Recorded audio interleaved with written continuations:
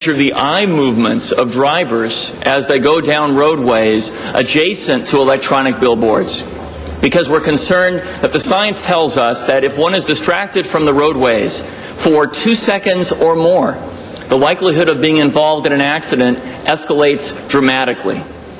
So the federal government has embarked on this study, and I've introduced legislation to say, let's just pause for a moment as we contemplate whether to convert existing billboards to digital billboards or whether to construct new ones. Let's pause for a 2-year period while the federal government is engaged in this serious study. And then with the outcome of that study, we'll be able to determine how, if at all, to regulate these billboards, what rules ought to pertain to them.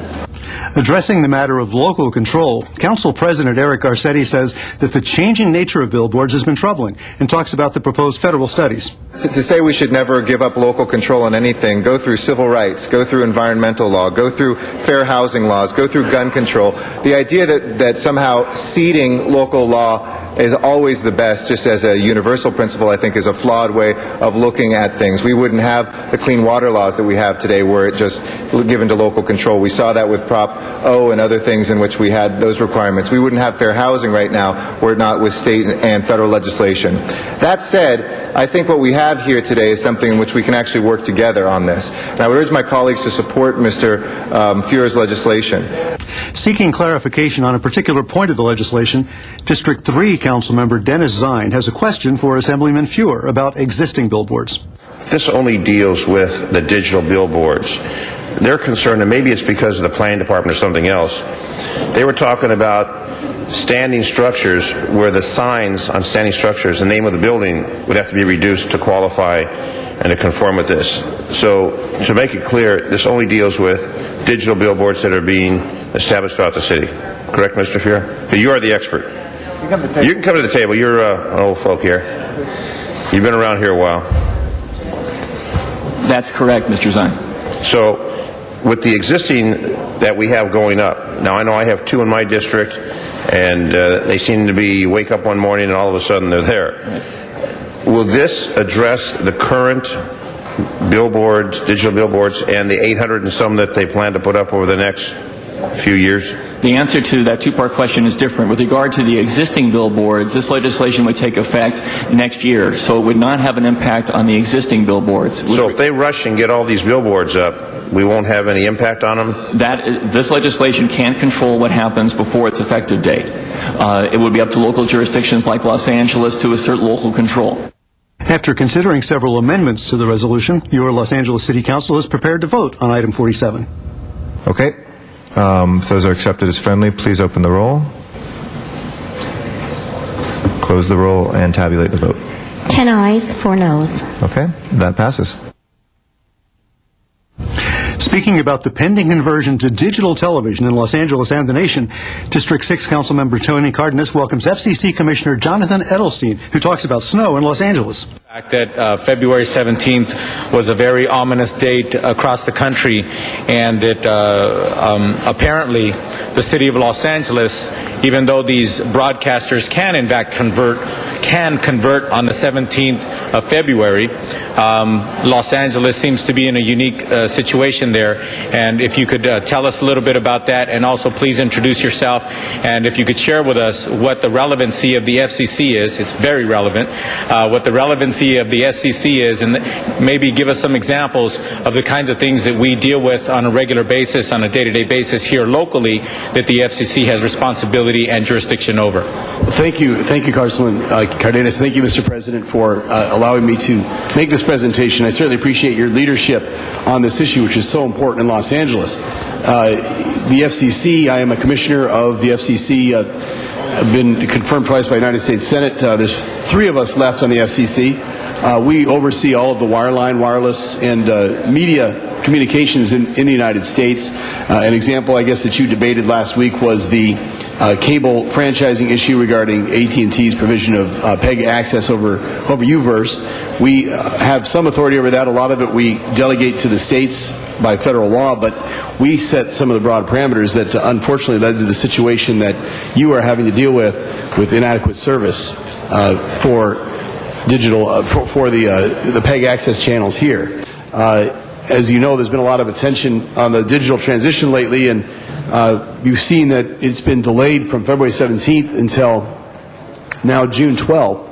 It's a good thing for Los Angeles, is what I can tell you, because this city was not ready to go, and the United States was not ready to go. We weren't ready for prime time.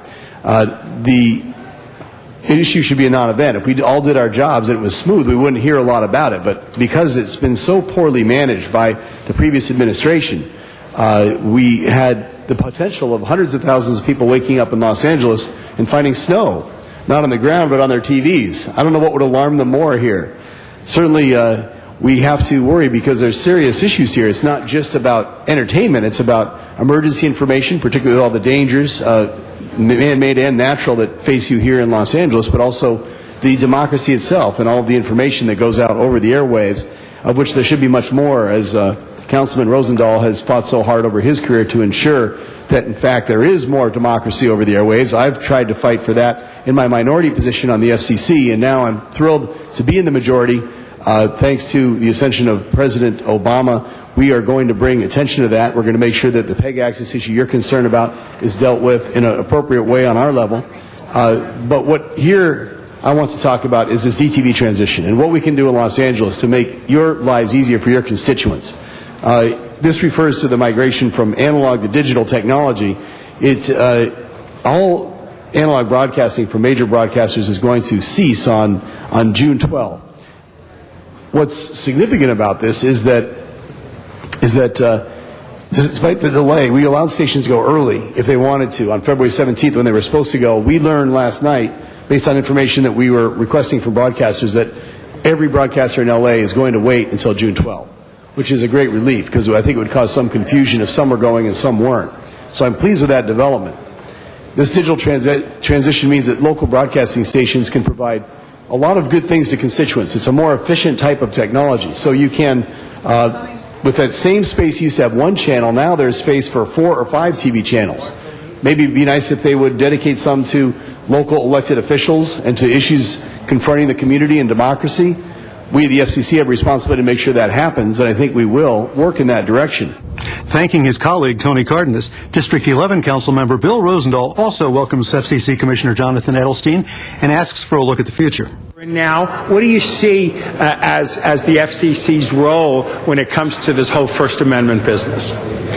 Well, you know, in terms of content regulation, the FCC is highly restricted in terms of what we can do under the First Amendment, but we have an obligation to ensure that broadcasters are functioning in the public interest. That's our charge on the FCC. I'm afraid that we haven't lived up to our mandate from Congress to do that. We need to have public interest obligations on new digital broadcasting. We talk about these additional channels that all of your viewers can see. You're going from 13 channels here in LA to 55. What's going to be on those additional channels? What's going to be on those that are relevant to the city, to the democracy, to the issues that voters will have to deal with when they go to the polls? A study from right here in Los Angeles from Marty Kaplan at the University of Southern California found that there's a virtual blackout of any coverage of state and local and municipal affairs in television news nationwide, not just here in LA. If it bleeds, it leads is all you see, and there's enough bleeding to be leading here in LA. There's not a lot of room for what is the city council doing. But what really impacts the lives of the people in LA? Is it somebody got murdered in one part of town, or is it what you're doing here every day to affect how this city develops? The big question of the day was asked by District 3 Council Member Dennis Zine, and that question was about paying for the digital converters and the availability of coupons to defray the costs of those converters. On the issue of the coupons that have been given out, a number of people got those coupons and they didn't know there was an expiration date on it.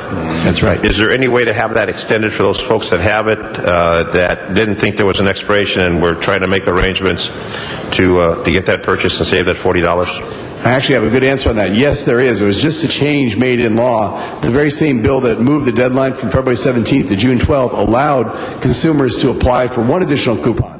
Initially, they were allowed to apply for 2, but if either one expired before they use it, they can apply for an additional coupon. Right now, as I indicated, there's a waiting list, but I'm encouraging people to go ahead and apply right now because that waiting list is growing every day.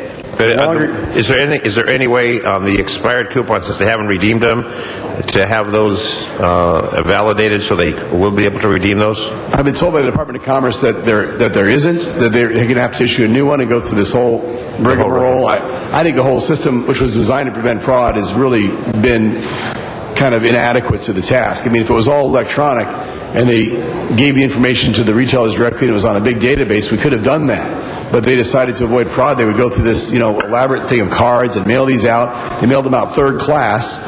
So a lot of people didn't get them for a month, and they only have 90 days on them, so they didn't have much time to buy them. They didn't notice there's this little tiny thing here that says it expires at the bottom. Who would look at that? So it was really, like I say, a mismanaged program. At least we have a chance now for people to reapply. So they should do that immediately, because if they get on this waiting list, we're going to work people off the waiting list in order that they got on. So it's urgent that people apply now, even though they might have heard that there's no money in the program, because Congress will probably restore funding in the stimulus package. Joining us now by phone is District 6 Councilmember Tony Cardenas. Mr. Cardenas, welcome back to Council Week in Review. Thank you. Glad to be here. Another busy week in Council chambers. You were one of the 4 no votes for support of that state bill that would ban construction of any new digital billboards. This doesn't in any way say you're in favor of the expansion of digital billboards, does it? No, not at all. What my concern was is local control. Anytime the state legislature tries to do something, a lot of times they probably should be using a scalpel, and they tend to use a butcher knife. And what they're talking about here, one of the first things that I noted when I was reading the state legislation by Mr. Fuhr, Assemblyman Fuhr, is that it said that they would ban billboards that are visible from highways. Well, for example, in my district, if you go over one of the overpasses, you can see every corner of the San Fernando Valley as you're driving on that freeway. So does that mean if an electronic billboard is 2 miles off of the freeway, but if it's visible, is it going to be affected by that? That is the control and the jurisdiction of the local planning authority, which in this case would be the city of Los Angeles. We wouldn't be able to even discuss that billboard at all, good, bad, or otherwise. Another point of discussion, of course, is about the length of the ban. A 2-year ban to some seems a little lengthy, not very business friendly. Shouldn't we be able to come to a consensus in less than that much time, beneficial to both residents and business? Yeah, I think so. One of the reasons why Fuhr is even running this assembly bill is he's telling us that the federal government feels that it's time that they get some results from some studies as to whether or not it affects people's driving or it's detrimental to people being able to be safe on the streets and on our highways. And yet at the same time, he's not sure when that study is going to be done. And one of the questions that I asked in council was, have you ever heard of the federal government saying that they're going to come out with some study results, say in the next 6 to 12 months, and it might take a year or 2 or 3, or they never finish that study? And he had to admit that he has known that to happen.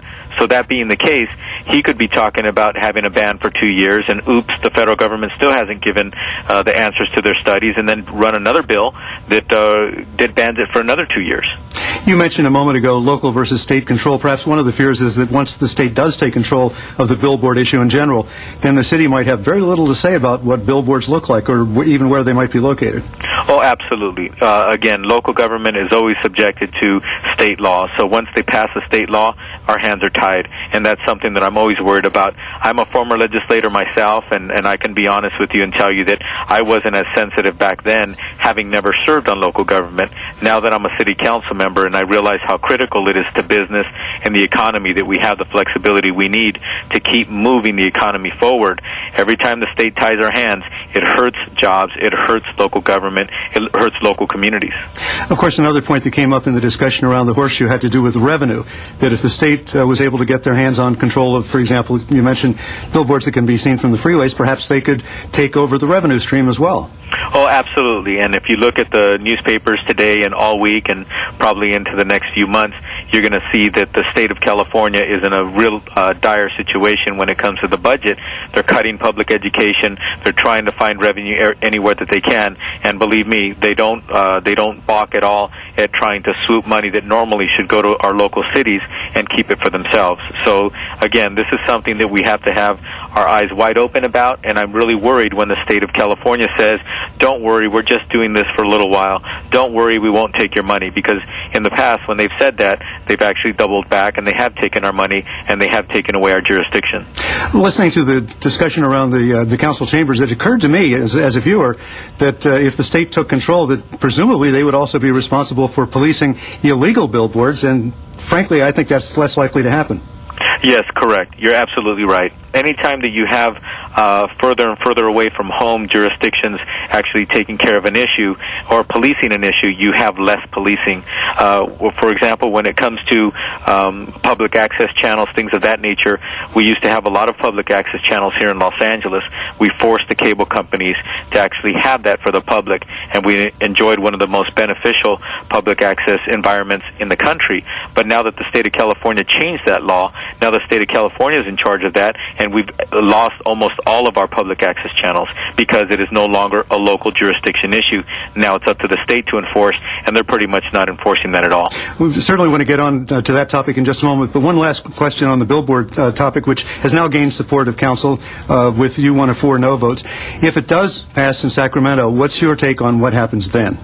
Well, first it's got to pass through the legislature, and I'm curious. I was talking to one of my colleagues on the floor, and I said, even if the legislature passes it, I wonder if Arnold Schwarzenegger, the governor, would actually sign it, or he would err on the side of saying, no, it's a local control issue. I shouldn't be allowing the legislature and myself to take control. So it has to pass the legislature and the governor's signature. If it does do that, I think that our hands are going to be tied, and unfortunately, it's very common for the legislature to once they get their foot in the door to actually take control for a longer period and forget about the fact that we had the control in the first place. Got it. Let's go back now to the topic that you brought up about television.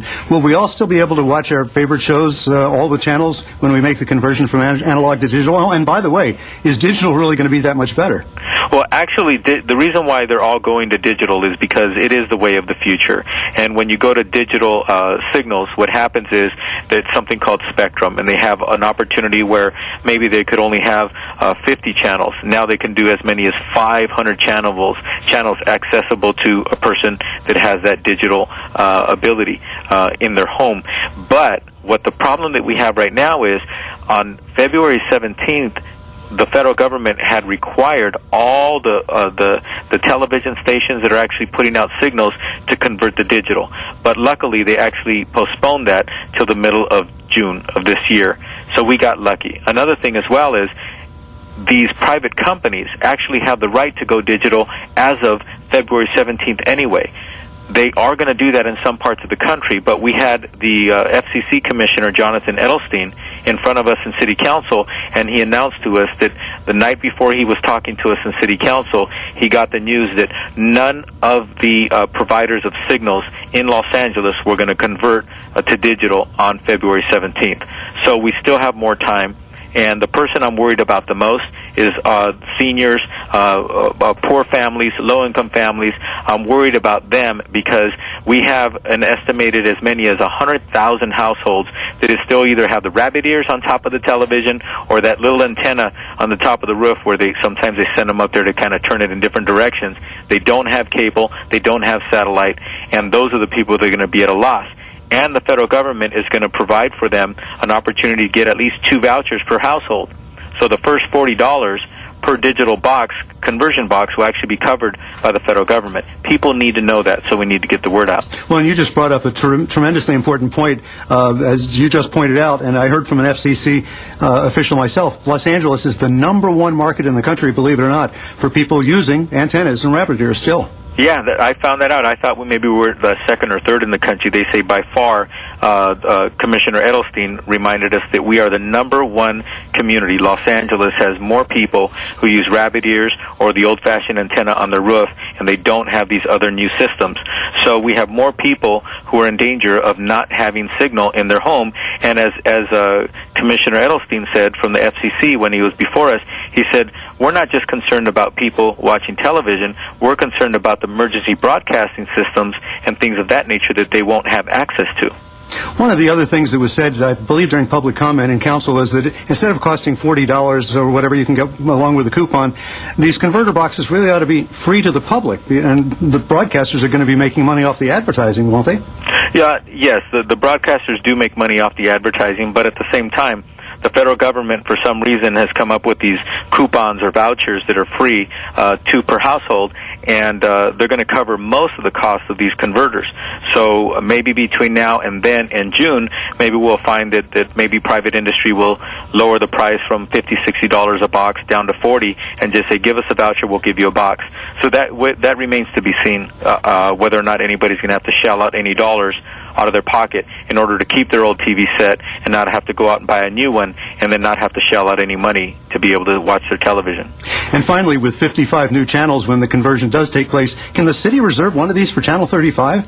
Actually, well, that's another battle we're going through. Some of the cable companies are being very good about keeping Channel 35 on Channel 35, but we also have another big company that is coming into the market, and they want to put it on Channel 39, and it's a very complicated process, but we could probably talk about that when it comes to the council in the next 3 weeks. But it's really important for people to understand that public access is very important, and that's one of the reasons why they're going digital, so that they can have more ability to have more public access, hopefully. But Channel 35 is something that people watch, and it's something that a lot of people enjoy, and it allows people to be informed not only about what's going on in their government, but also a lot of the programming that is free to the public and gives them information that they wouldn't otherwise get anywhere else. Well, thanks for all the great insight. District 6 Councilmember Tony Cardenas, thanks for joining us on Council Week in Review. Thank you, Jack. The update on the status of digital television was noted and filed. Now, if you have a question about obtaining a digital converter coupon, go to the dtv.org website or dial 311, your one call to City Hall, for further information. LA City View is the government access cable channel for the City of Los Angeles, featuring live coverage of City Council meetings and programming about City Department services and events. You can watch City Council meetings live or view past meetings by going to the city's website at lacity.org and follow the instructions for video on demand. And we invite you to address the Los Angeles City Council on any item on the council agenda, as well as during public comment. You may come downtown to City Hall or go to the Van Nuys City Hall and participate via video teleconferencing. And remember, you can watch all Los Angeles City Council meetings live in their entirety on Tuesdays, Wednesdays, and Fridays beginning at 10 a.m.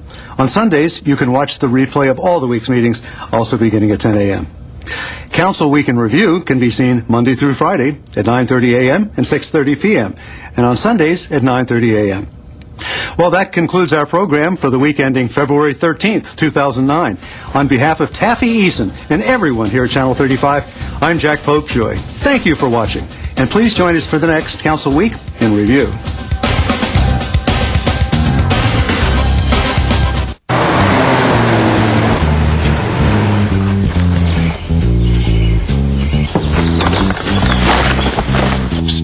Hey, buddy! You with the stupid hat! Come here. Closer. No parking! Do you know what happens when you park illegally on these narrow hillside streets? You block the street so emergency vehicles can't pass. Each year, homes are destroyed and lives are lost because of drivers like you who park illegally! And you know what else? You can get a citation. And you can be towed. Help us get to the emergency. The life we save just might be yours. How'd you know? The ball called. Hey, look out for the pothole.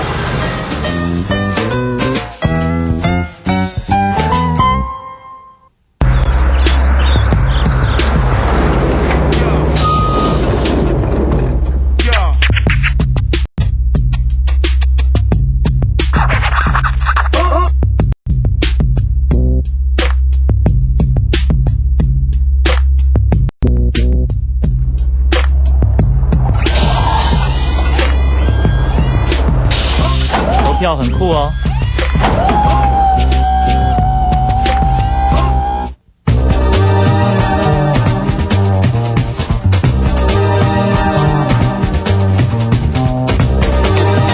LA City View Channel 35. Your city, your channel.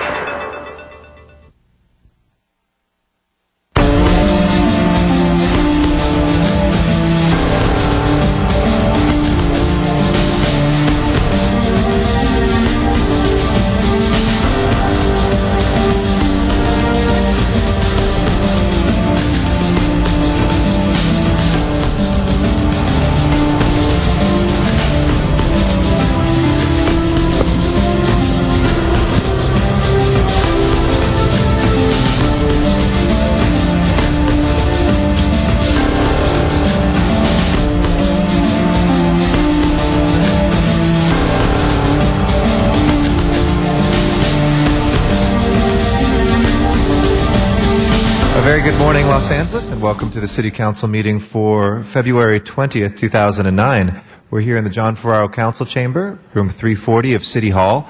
We meet here every Tuesday, Wednesday, and Friday at 10 a.m. I'm Council President Eric Garcetti, and I'm joined by those council members who are here on time for our meeting. I want to thank them, Council Members Cardenas, Wesson, and Zine. We are still awaiting the other members of the City Council who are expected. 2 members are excused today on city business, Mr. Reyes and Mr. Weiss, but otherwise we're expecting a full ship. So if Councilmember Alarcon, Gruel, Hahn, Huizar, Labange, Parks, Perry, Rosendahl, and Smith will please join us as soon as possible. We can begin the official meeting shortly. We're broadcast live on Channel 35, and we want to welcome our viewers on the city's cable system. We are broadcast live and then rebroadcast each evening on Channel 35, which has a wealth of programming on different city events, business, news, and meetings. We also are available online at lacity.org, and you can click on the link on the left side of the page and have live streaming webcasts of the council meetings, or you can also find any of our archived footage of past council meetings as well. We also are available through your telephone by calling 213-621-CITY, which is a service called Council Phone. And if you call that number, you can listen into our meetings or any of our committee meetings as well. That's 213-621-CITY. I want to welcome our guests that are here as well in council chambers and those in Van Nuys, where we simulcast these meetings at the Van Nuys City Council chambers. We also take the show on the road to City Council chambers in Van Nuys once a month on the first Friday of the month. And if you live closer to Van Nuys, please come there. Or if you'd like to ever testify remotely in any of these meetings, you can do so from Van Nuys, and we can watch you here in the City Hall Council chambers. Our agendas are available in the back. Those are made available to the public 72 hours in advance or 24 hours in advance for our special agenda items. If anybody would like to be heard on public comment on any of those items, all items are open for public comment either in committee or in the full council meetings, and the agenda is split into those 2 classes of items respectively. If you'd like to be heard, just fill out a speaker card on any of those items and put the number of the item in the upper right corner and hand it to one of the sergeants at arms, and we'll be sure to get you in the mix. We also have a section of the meeting called General Public Comment for items that are not on the agenda today, but nevertheless under our jurisdiction as a city, and we'd be happy to hear your comments. It's 2 minutes per speaker at the podium, and we have a clock there to help you guide your time. Again, I want to thank those members who are here, Council Members Cardenas, Wesson, and Zine. Each Friday, we spend about the first hour or hour and a half on presentations for folks that are local heroes or from academic institutions here locally, or to mark notable dates in our calendar. We have 7 such presentations here today, so we'll probably begin our public comment later on around 11:30 or 11:45. In the meantime, we will celebrate some of those different folks that are here today, and we will first recognize from the 10th District Council Member Wesson. We will confirm that his folks are here, and we will begin shortly. Thank you for your patience, and we will begin in just a second.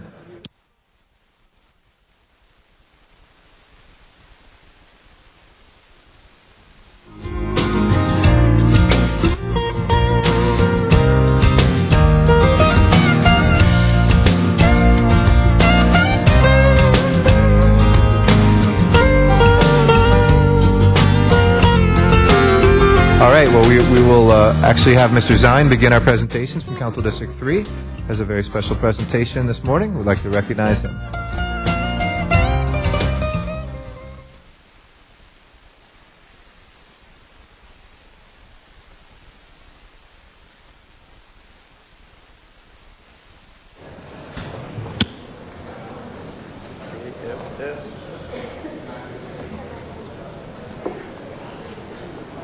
Mr. Ron Kay. And we'll also be awaiting the council members while Mr. Zine begins. Again, council members Alarcon, Gruel, Hahn, Huizar, Labange, Parks, Perry, Rosendahl, and Smith. It is past the hour, and according to council rules, we should all be here. So please make your way down immediately. Thank you. Mr. Zine. Thank you, Mr. President. Good morning. Good morning to our audience here in council chambers and those at home. Our first presentation today will recognize the American Field Service. Come on up. Don't be afraid. Come on up here. The American Field Service is a worldwide nonprofit organization dedicated to building a more just and peaceful world through international exchange and intercultural learning. AFS was founded as a volunteer ambulance corps during World War I, evolved into a student exchange program after the conclusion of the war. Since that time, more than 350,000 students have participated in the AFS program around the world.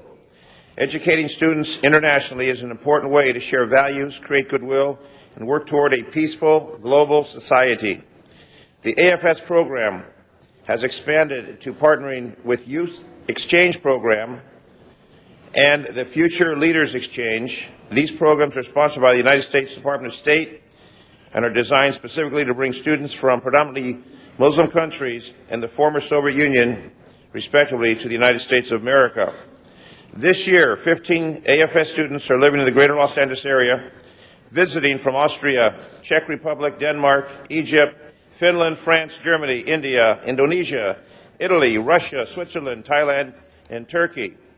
While a young visitor is studying in the United States for a year, a semester or summer, each day tasks such as eating meals, going to movies, playing sports, visiting historic and cultural landmarks like City Hall will leave a lasting impression. By hosting a high school student from another country, local families bring the world right to their doorstep and into their homes. It is an important opportunity for an American family to experience life through a new set of eyes representing the diversity of the world as they share their family and community life and build lifelong bonds with the students. The future will be shaped by the next generation's ability to function in an increasingly complex global society, and AFS plays an important role in advancing respect and understanding for the future. And we have students from the countries I've mentioned. Elizabeth Morgan, the AFS Activities Sponsor Program Coordinator, is here. Elizabeth, if you'll please come forward. You're the coordinator. Yes. You're the sponsor. Yes. You've gathered them all together. I did. You've been around the globe. Many times. And here you are in the city of Los Angeles and City Hall. So we have the students here today. We're going to have them introduce themselves, the country they're from, the high school they're attending here in the region, and who they have brought with them to the United States. Who should we start with? Right in back of you. Okay, we're all lined up. There you go. You got the camera, the microphone, and you're going to be on television. Oh, thank you. All right. Hello, my name is Umutcan Çatalürek, and for you, my name is John, and I'm from Turkey. I'm living in Pasadena, and I'm going to Flint Ridge Prep, which is a private school in La Cañada. Not La Canada. La Cañada. And still, I have a problem with that name. I can't pronounce it. Never. So, thank you for being in here. Thank you to everybody. And thank you. And we're going to hear from each of the students, and we have for each of the students a resolution signed by all the members of the council, the city family, for them as a keepsake. Hello, everybody. My name is Oleg. My full name Krikov Oleg Dmitrievich. I'm from Russia. I'm going to Wistomar private school in El Segundo. I'm living in Manhattan Beach. It's a pleasure to meet you, everybody here. You like Manhattan Beach? Yeah, I love Manhattan Beach. I love it. So. Okay. Thank you. Welcome. Hello, I'm Devanshi. My full name is Devanshi Sheth. I'm from India, and I go to the Wistomar school as Oleg goes. And I also live in Manhattan Beach. And I would really love to thank all of you to giving us this opportunity to be here. Thank you. Welcome. Thank you. Thank you. I'm Fahd Abdul Halim from Egypt. I go to El Camino Real High School. Tell us something about El Camino Real High School. They just won the city championship. Yeah, we did. Okay, all right. I live in Canoga Park. Who's the councilman for Canoga Park? Me. Councilman Zion. Councilman Zion. All right. Thank you. Hi, my name is Kritamesh Shaina, but everyone call me Ben. I'm from Thailand. I live in Santa Monica, and I go to Venice High School. Nice to meet you all. Thank you. Thank you. Good morning. My name is Michaela Komarkova. I'm from the Czech Republic, and I'm going to Avalon High School on Catalina Island. Thank you. Thank you. I'm Lisa Ridgely. I'm from Germany, and I'm living here in Pasadena and go to Polytechnic School. Thanks for having us here. Well, thank you. My name is Maurice Stettler. I'm from Switzerland. I live in Mar Vista, and I go to Venice High School. Thank you. Hi everybody, my name is Lilu. My real name is Sarah Gojeki, but nobody can really pronounce my real name. So I live in Manhattan Beach. I go to school Mira Costa, and I really want to thank you because since I'm here, it's just great. I'm totally in love with Los Angeles and everything. Everything is great. Thank you. All right. Thank you. Thank you, Mr. President. We're going to go back and do some photos, and it shows that what the Sister City program does, what this program does. I know Tom LaBonge, who's the ambassador around the world for the City of Los Angeles Sister City program. You and I, Mr. President, have been able to go to Beirut, Lebanon, establish a Sister City. Well, this American Field Services does it at the school level. So whether it be the Sister City program or this program, bringing people together, and that makes it happen. Well, Mr. Zine, if I may, and for Maurice, who's from Switzerland, we had in my home, my senior year, an exchange student from AFS for a year. He came from Switzerland, and we're still like brothers. We see each other probably once or twice a year, some 20 years later. So my sister participated in it, went to Thailand for a summer. It's a wonderful, wonderful program. So to all the families who give their home for a summer or for a year, we thank them. And for all the students that are here too, congratulations, and look forward to many, many returns to Los Angeles. Thank you, Mr. President.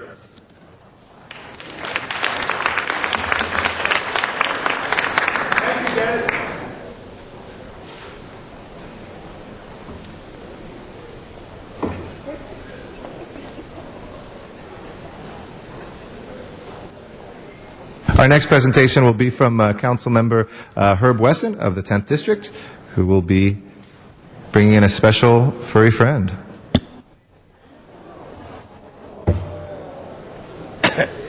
Good morning, Mr. President and members, and to all of you that are joining us today in City Hall.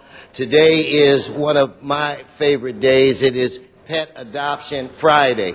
And to my left, you can see I have a sweetheart of a companion animal here. And why don't you turn him around so all of the people in the audience can see him this good.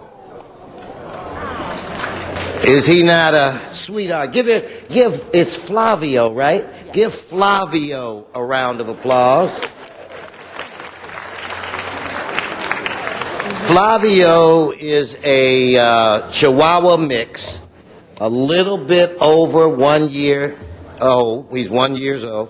He is very good with other dogs, very good with people, and he's here today looking for a home. Those of you that remember the last time that we had Pet Adoption Friday, I adopted the dog. So I am precluded. My wife, it's either if I bring home another dog, Flavio and I would have to find somewhere else to live. My wife would not let me have 4 dogs. So anyway, we're here today to try to find a home. If you are ever in need or want unconditional love, you will find it in a companion animal. Anyone that's interested in taking this, he's just really dressed so beautifully. In fact, you dress like me. You're cool, Flavio. If anybody is interested in providing this companion animal with a home, I urge you to call 888-452-7381. Since we have started the Adopt a Pet program, the City of Los Angeles, we have a 100% adoption rate. So I am calling out to all of the members that are in City Hall, the people that are in the audience, let's keep our 100% adoption rate going. So please, we're going to keep Flavio here for a little while. Most of the dogs that we present never make it out of the building. So Flavio, I've got my fingers crossed, you get your paws crossed, and hopefully within the next few minutes we will find you a home. And if someone that is watching this on Channel 35 and you call and you find out that Flavio has been adopted, do not despair. We have 6 shelters throughout the city of Los Angeles, and we have hundreds of animals that are up for adoption. So again, anyone interested in Flavio, all you have to do is call 888-452-7381. And as an aside, I should also add that Flavio comes from the shelter that's in the district that I'm fortunate enough to represent. So people in the 10th district, call. Let's get Flavio a home now. Okay. Flavio, are you ready for your close-up? Oh, boy, look at Daddy's little baby. And he only weighs about 6-7 pounds. Look at Flavio. Okay, come on. He's shedding a tear looking for a home. Anyway, if you're interested, we'll have Flavio, again, for all City Hall staff. Flavio will be available right by the press room waiting for his new mom or dad. Thank you. Thank you very much, Mr. Wesson. I recognize you for a second presentation. Okay, I get to do 2 today, right, Mr. President? Correct. Well, if I could ask representatives from the LAPD to join me here. Good to see you.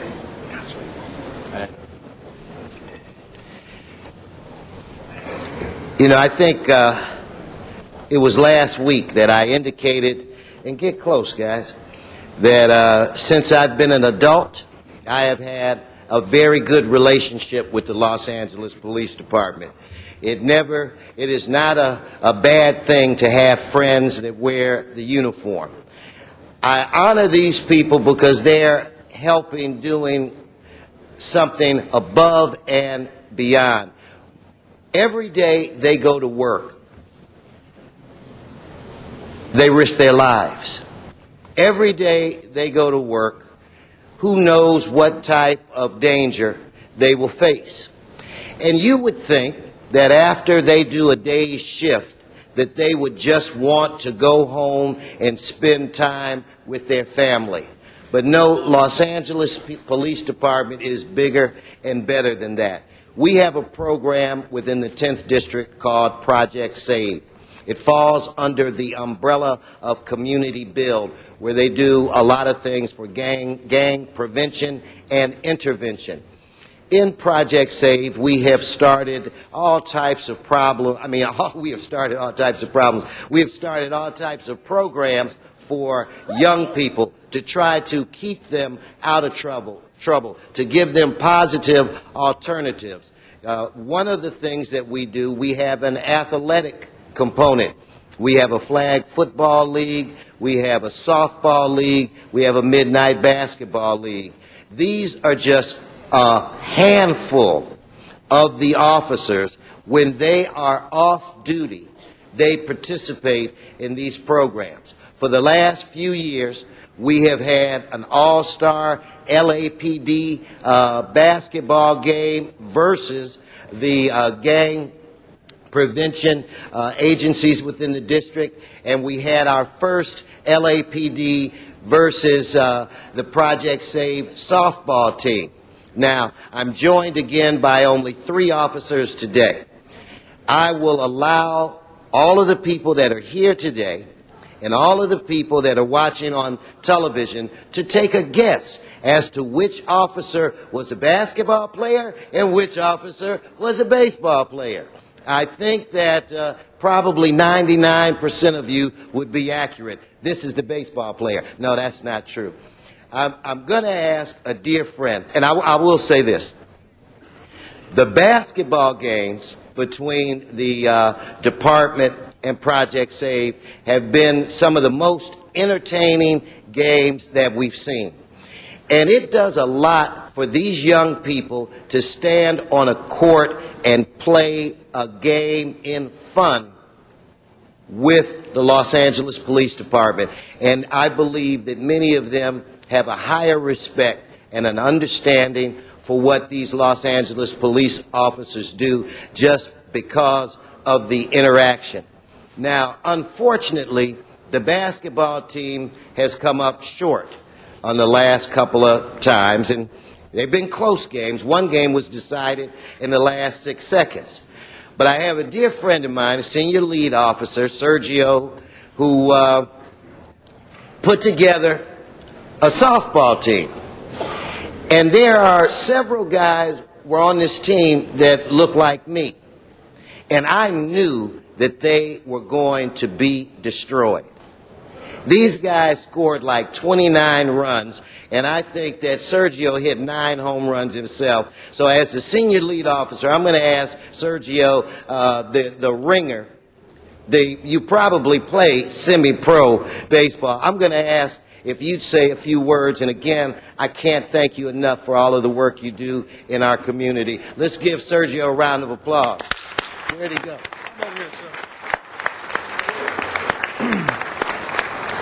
You know, when we were approached by Councilman Herb Wesson, since he's gotten to Southwest area, Council District 10, he's done a phenomenal job over there. And he approached us to play in this softball game. Well, I didn't tell him that LAPD has a team called the LAPD Blue Team, which are pretty much all-stars from all regions of the city of Los Angeles. So it was he was a little bit overmatched, may I say. But, you know, when it comes to forming a partnership between the community and the police department, Chief Bratton has, you know, bridged that gap in South Central. After the game, we were approached by these gang members, and they asked us for our jerseys. Now, I've been on this department for 20 years, and never have I been approached by any of these gang members for an LAPD shirt. Not only approached by us, but they proudly wear these shirts in the community. So you can see how far we bridged the gap. And through efforts from Councilman Wesson's office, it's been a phenomenal job, and it's been a great year there in Southwest. All right, so I've got Brother Sanchez, I want to hand this to you. Thank you, sir. And Robert Mesa.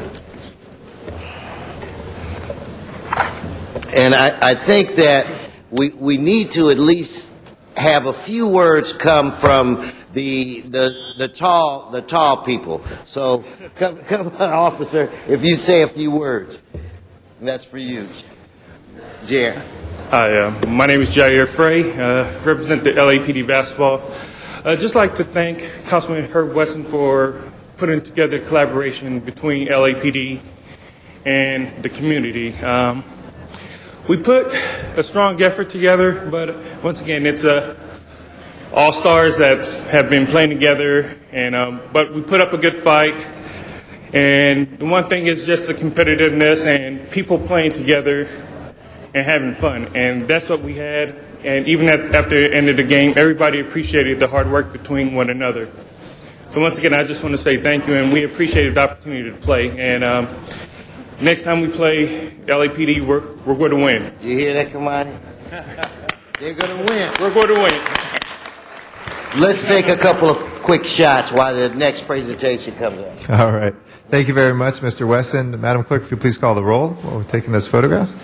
Alarcon, Cardenas, Gruelhan, Weezer, Labange, Parks, Perry, Reyes, Rosendale, Smith, Weiss, Wesson, Stein, Garcetti. 12 members present and a quorum, Mr. President. First order of business, please. Approval of the minutes. All right. Mr. Smith moves, Ms. Perry seconds. Without objection, those will be approved. Next order of business. Commendatory resolutions for approval. All right. Mr. Weezer moves, Mr. Cardenas seconds.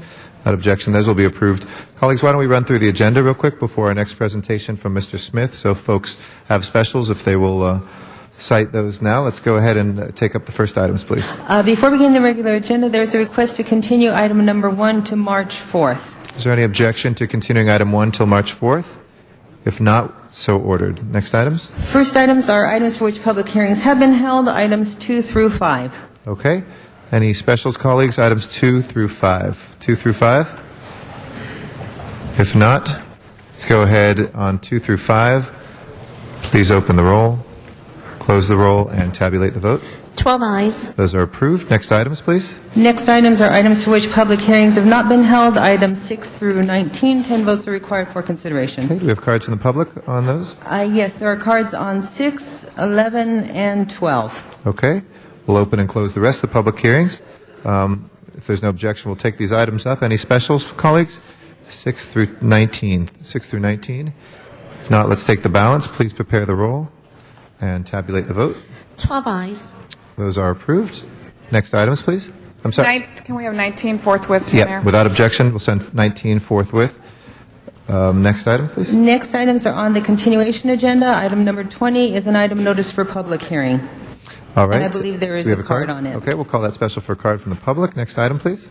Next items are 21 and 22, and I believe 21 is an item for which public hearing has been held, and I believe there is an amending motion that is in the process on that one. And Mr. Alacon wants to call that special? Special, please. Yeah, 21. Next item, 22.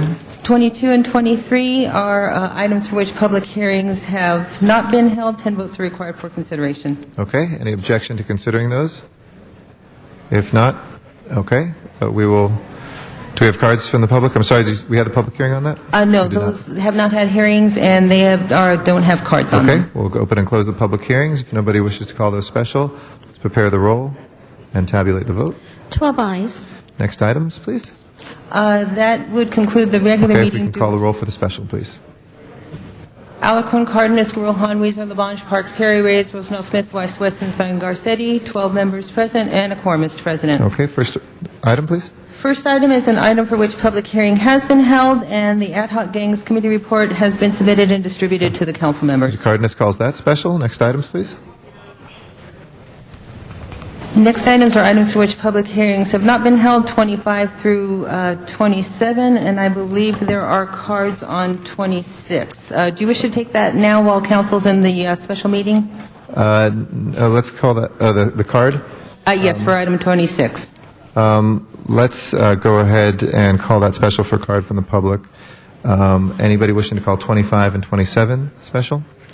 If not, let's go ahead and prepare the roll and tabulate the vote. 12 ayes. Let's send 25 forthwith. If Arnold Sachs would like to come forward on 26. Is Mr. Sachs here? Mr. Arnold Sachs on item number 26. Going once. Going twice. Okay. We'll close the public hearing on 26 if we can prepare the roll and tabulate the vote. 13 ayes. And we'll send that forthwith. And if we can recess the special meeting. Actually, that would conclude the special meeting. Okay. Then we can go back to the regular meeting. And our next presentation is Councilmember Gray. I'm sorry, Mr. President. I think we had 24, so we'll have to recess, and we'll come back to that. Ms. Perry. Okay, we'll recognize Ms. Perry. Mr. Smith was gracious enough to switch places with me, so I want to invite my friends from the Jefferson High School community up to the podium. And the person with the extremely large head is their mascot. Can you see? Yeah, you gotta help him. It's always scary, you know. Come on. I'm gonna take your visitor passes off so it doesn't show on the camera. Wow. That looks familiar. Is that not Mr. Zine? Person with the large head? Okay.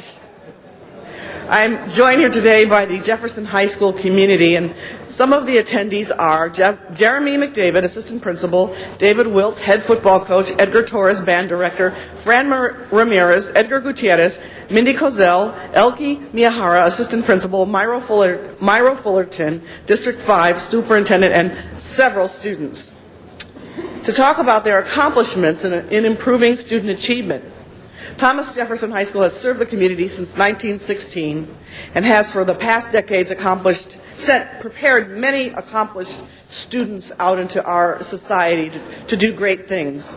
Some of the great alumni include choreographer Alvin Ailey, diplomat and Nobel Peace Prize winner Ralph Bunche, actress Dorothy Dandridge, and jazz saxophonist Dexter Gordon. Today, Jefferson strives to produce accomplished, skilled, and responsible graduates who will be ready to analyze and solve the problems of this increasingly diverse community in the 21st century. Many recall the ordeals that occurred a few years ago at Jefferson. Since then, the school has implemented new strategies to help address the needs of all of its students, foster communication, and empower everyone. One of the school's most recent accomplishments is the improvement of their Academic Performance Index, or API, as some of you may know it, for 2007 to 2008.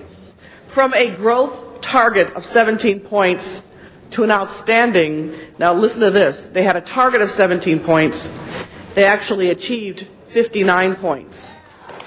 I think that deserves our applause. This 42-point difference allowed Jefferson High School to have the highest growth of any high school in the Los Angeles Unified School District. In addition to this remarkable feat, Jefferson has been featured in the Los Angeles-based newspaper La Opinion for their exemplary efforts to bring change to the school's reputation. Joining with me today are several of the faculty from Jefferson High School who are representing their amazing principal, Mr. Juan Flecha, who is actually working today. Edgar Torres is the band teacher and has revitalized not only the band's energy, but has raised school spirit. David Wills is the head football coach and led a great Democrats football program and has taught the team to be both gentlemen and scholars. Give them both a hand. In addition, joining with me today, Fran Ramirez, Edgar Gutierrez, Minnie Kozel, and Jeremy McBride, assistant principal. We're all proud of the hard work and the commitment and the dedication shown by everyone who is either directly or indirectly connected to Jefferson High School. They have made great strides in both academics and community spirit, and I just wanted to welcome them here today and ask if perhaps the assistant principal, so I think you can't talk really, could come up and just say a few words, or, okay, great, here you are. Okay, great. Let's give her a hand. Good morning. President Garcetti, Councilwoman Perry, members of the council. I'm Elke Albert Miyahara, proud assistant principal of Thomas Jefferson High School, home of the Democrats. And we've already introduced everyone, but I also want to take a special moment to introduce these students that you see here in front of you. Ashley Romero, our student body president. Justin Hewitt, our football team captain. Frank Diguez, our band leader. Isau Hernandez, our soccer team captain. And underneath the demo head is Hector Morales. He's our demo man for today. I bring you greetings from Juan Flecha, the principal. He sends his regrets and heartfelt gratitude. He especially wants to thank you, Councilwoman Perry, for all of your unwavering and consistent support. And I want to back that too. She is there every time we have a special events. For our yearly community fair, she's there. She's been at every event and backing us. And Ms. Hantun as well. We always feel that you always believe in the D house and while everyone else has looked away. Again, our greatest achievement is the 59-point API increase, but I also want to let you know that we had this past year 10 of our students in the 120-plus band that attended the Rose Parade. And that's remarkable since we've only had a band for the past year and a half. Also, our decathletes, second year in a row for most improved. So we're especially excited about our great band, our drum line, our decathletes. Coach Wiltz is also in charge of our debate team and our athletic and scholastic program. In fact, we're proud of everyone. This is especially so when it's football, soccer, and our JV girls basketball who are ending their finals. Our young men and women are scholars and athletes. They play with a lot of heart. Lastly, Mr. Fletcher wants everyone to know that together, everyone achieves more. He wants to honor and thank everyone surrounding me, and again, thank you, Councilwoman Perry, Ms. Hontoon, and your staff for making this a truly team effort. Thank you. Oh my gosh. Thank you so much. They come bearing gifts. They come bearing gifts. And I just want to say to the assistant principal, as many of you know, at least in the district, I always go to everybody's graduation, and I intend to keep these speaking points today to talk about this goal of 17-point increase in the API to outstanding 59 points. That's the news of the day. 59 points. That's amazing. So congratulations to the Jefferson High School community. Thank you, Mr. President. Thank you, Mr. Smith, for letting me go ahead of you. Thank you very much. Mr. Labange? Before you get away, thank you, Ms. Perry, for your great leadership there to Jefferson High School, which is one of the most prettiest high school in design from, I think, the WPA period, the last stimulus package, and it's Art Deco. And the Jefferson High School and the efforts to the Mr. Hewitt, number 2, and to the others, the coach. There's nothing like hard work and achieving greatness, and that's what Jefferson's doing. I'm proud of it. My mentor was a Jefferson graduate, Milt Davis, who played with the Colts in that great game in '58. But he was only all Southern League B football. And he got up to City College, got up to UCLA, and then he was a great teacher after his pro career. Jefferson's a special school. I thank you. And Miss Perry, you always look fabulous, but today you look even more with that beautiful, beautiful scarf for the Jefferson High School Democrats. That's right. Yay. Thank you, Mr. Labange, and thank you so much, Ms. Perry. Thank you. We'll recognize Mr. Smith for our next presentation. That will be followed by Ms. Hahn after that. Okay. Can we see out of that yet? Yes. How are you? How you doing? It's so hot in there, Ben. I'm fine. Thanks again.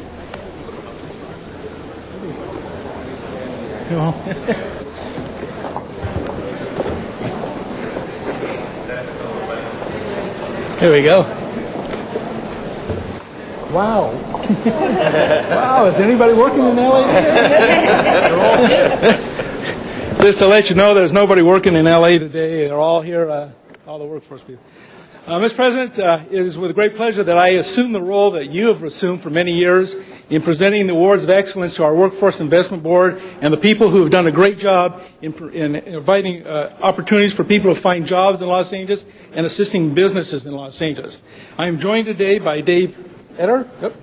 I thought it would be Dave Eder from CDD. Yeah, he's in the back. Okay, Greg Irish, who many of you have known around this building for a long time. Richard Benbow, our general manager from CDD. Richard. Robert Saines, assistant general manager covering workforce board issues. Thank you. Alan Helfman from the Workforce Investment Board representing LA Unified School District, and also board member Benita Johnson. Thank you for being with us today. Today we recognize the distinguished people who are the members of the Workforce Investment Board, chaired by Charlie Wu, and the Workforce Investment Board Director, Greg Irish, as well as Dave Crippens, who heads up our Workforce Youth Council. And also many of the recipients today of our Award of Excellence for WorkSource and for OneSource partners. They are exemplary achievement that they have achieved this year, and we're very proud of them. The city proudly honors 11 WorkSource centers and one OneSource center that have earned the 4-star designation. I would point out that last year and in previous years, we only had 4 recipients. This year, there are 12, which is a real tribute to the work of the board and all those agencies doing tremendous work. 4 stars signify outstanding performance in providing education, training, and employment services to thousands of Los Angeles job seekers. Attaining 4 stars is not easy. The standards are very rigorous, especially considering federal funding for these programs have been cut over the past several years. To receive this award, the WorkSource centers must meet and exceed standards of a formal performance evaluation. The city's Workforce Investment Board, the overseer of this system, has placed emphasis on the quality of service. In the last program year, 2007-2008, the city's network of 18 WorkSource centers serviced 140,000 job seekers, customers, and provided 1,600 businesses with assistance. This is a 10% increase in program over the prior year at a time that they had a reduction of funding. There are 13 one-source youth opportunity centers. These centers keep youth in school, preparing them for further education and provide them with experience and summer job opportunities.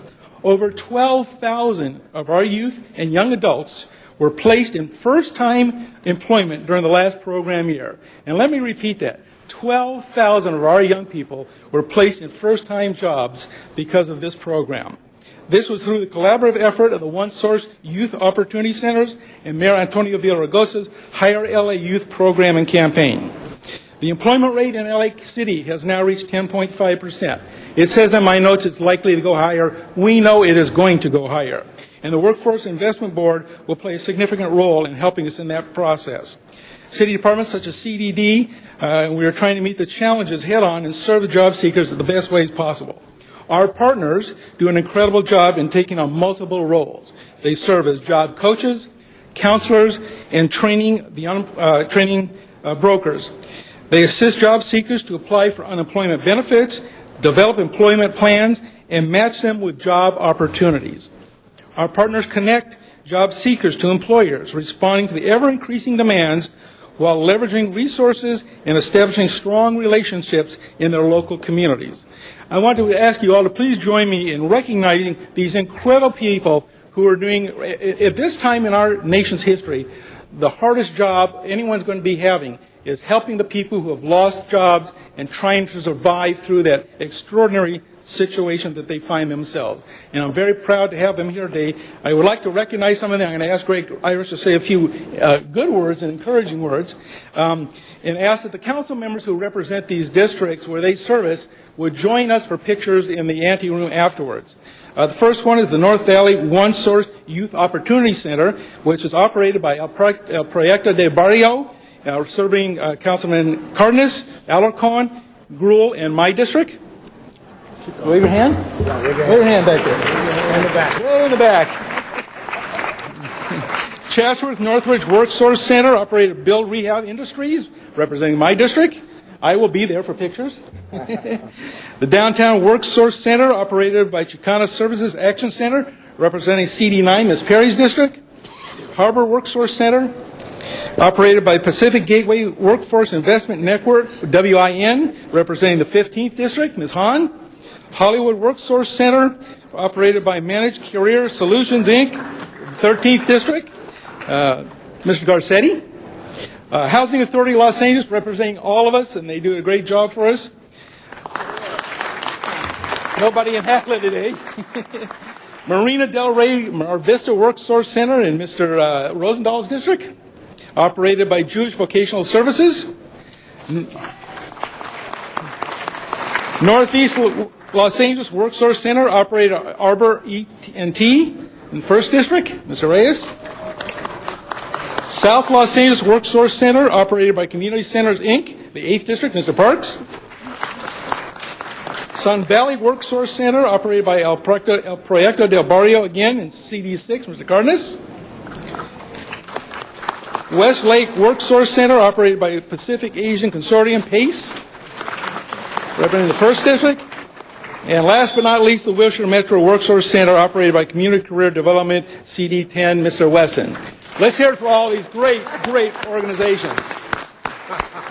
It's my pleasure to introduce to you Greg Irish, who I have known for longer than both of us want to remember. We won't say, but it's been a fixture around here for a long time and a great, great employee of the City of LA and done a magnificent job and has some good news for us. So, thank you. Mr. Irish? Great, yes.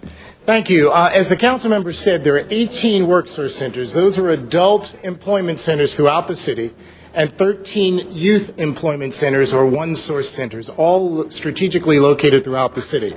I'm joined by an army of workforce development professionals, the folks who every day are trying to get Los Angeles residents jobs. It's one of the most difficult and daunting tasks right now with 10.5% unemployment. But every time I talk to them and every time I meet with all of these directors, they tell me they can continue to do it. They're anxious to see what the mayor has to say when he comes back, because we know that the economic stimulus package will create more funds for the city of Los Angeles to provide workforce development services for the residents. And I'd be remiss if I didn't also mention one of our other partners who's critical to us finding jobs during the summer, John Muckery from the Department of Rec and Parks. But what we wanted to do today was acknowledge the accomplishments of the elite of those WorkSource centers and OneSource centers, the best of what Los Angeles has to offer job seekers, and they're here today. Thank you. Thank you. Thank you. We've got a couple council members. Mr. Cardenas.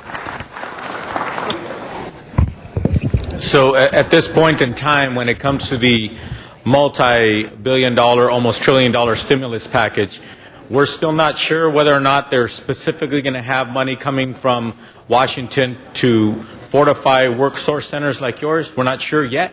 The information from the mayor is that we will probably have in the neighborhood of $39 million for workforce development services. Okay.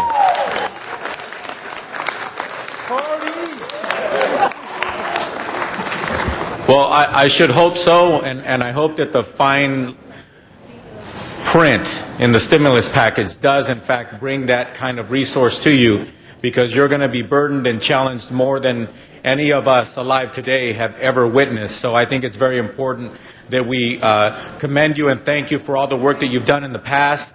And fortunately, all of that good work probably prepares you very, very well for what's happening today and what is likely going to be taking place in the next couple of years when we go through this economic crisis. So congratulations to all of you professionals, and I want to thank you so much for helping people go back to work, feed their families, and live the life of dignity that every American should have the right to do because they want to work. Thank you very much. Thank you, Ms. Hahn. I just want to stand up and congratulate all of you for the work that you do, putting other people to work. And now more than ever, the spotlight is going to be on you and your ability to take these resources. Good news on the federal stimulus package. But I just wanted to give a shout out for summer jobs and say, you know, summer jobs are something we always seem to be fighting for and grappling for. I know in my district, kids need summer jobs, and we know there is a direct relationship between summer jobs and our crime statistics. So let's really all work hard. Summer's coming. It used to be a rite of passage. Every young person I know growing up who wanted a summer job could get it. That's not the case anymore. And we know there are kids already now. I know in Watts there are kids right now lining up, beginning to fill out applications, wanting summer jobs. So I really want to encourage you to focus on that. It's such a vital part of, I think, everything we're doing in Los Angeles. So thank you for all you do. Really, you guys are great. Thank Congratulations. you. Mr. Rosendahl. The JVS folks, where are you? Raise your hands. Thank you very much from the 11th District. Look, this is what it's all about. When you talk about intervention and prevention, you talk about really making things happen, it's jobs, and it's training, and it's building confidence in people. It's giving them an opportunity to get involved. And what you all have done, the 4-star rating, of course, is proven to us that it works. So bless you all. Thank you so much from the 11th District. Thank you, Mr. Rosendahl. And let me just add my last good wishes. It's great to see all my friends out there, and congratulations on another year. And thank you, Mr. Smith, for doing such a great job with our workforce investment dollars. The mayor is in Washington today. I've been traveling back and forth as well. We know that more than half cut that we experienced over the last 8 years, a big part of what we're working on is to try to make that whole again, and that money grew under Republican and Democratic administration for years alike. And we also have a great friend and a local ally in our new Secretary of Labor with Hilda Solis, and she should be able to help us here in Los Angeles, but also to put that focus for businesses and for our workers back on training. So I have one last question for you, which is because thousands of people will watch this. If somebody's out of work, where do they go? It's a single place that they can call in the city to get in contact with the respective WorkSource centers that are near them. Certainly when I'm out there, I'm always telling people, but tell them where to go. You can call 311 and you can get connected. You can also call 1-800-JOBS. LA Jobs. LA Jobs. Mm-hmm. All right. Thank you all very much, and congratulations, everybody. We will next recognize Councilwoman Janice Hahn from Council District 15, who has some pirates here, I think, to celebrate as well. While welcoming them, I want to welcome also our City Year guests that are here in council chambers as well, and in our yellow jackets who are on both sides. Thank you for your great service too for City Year.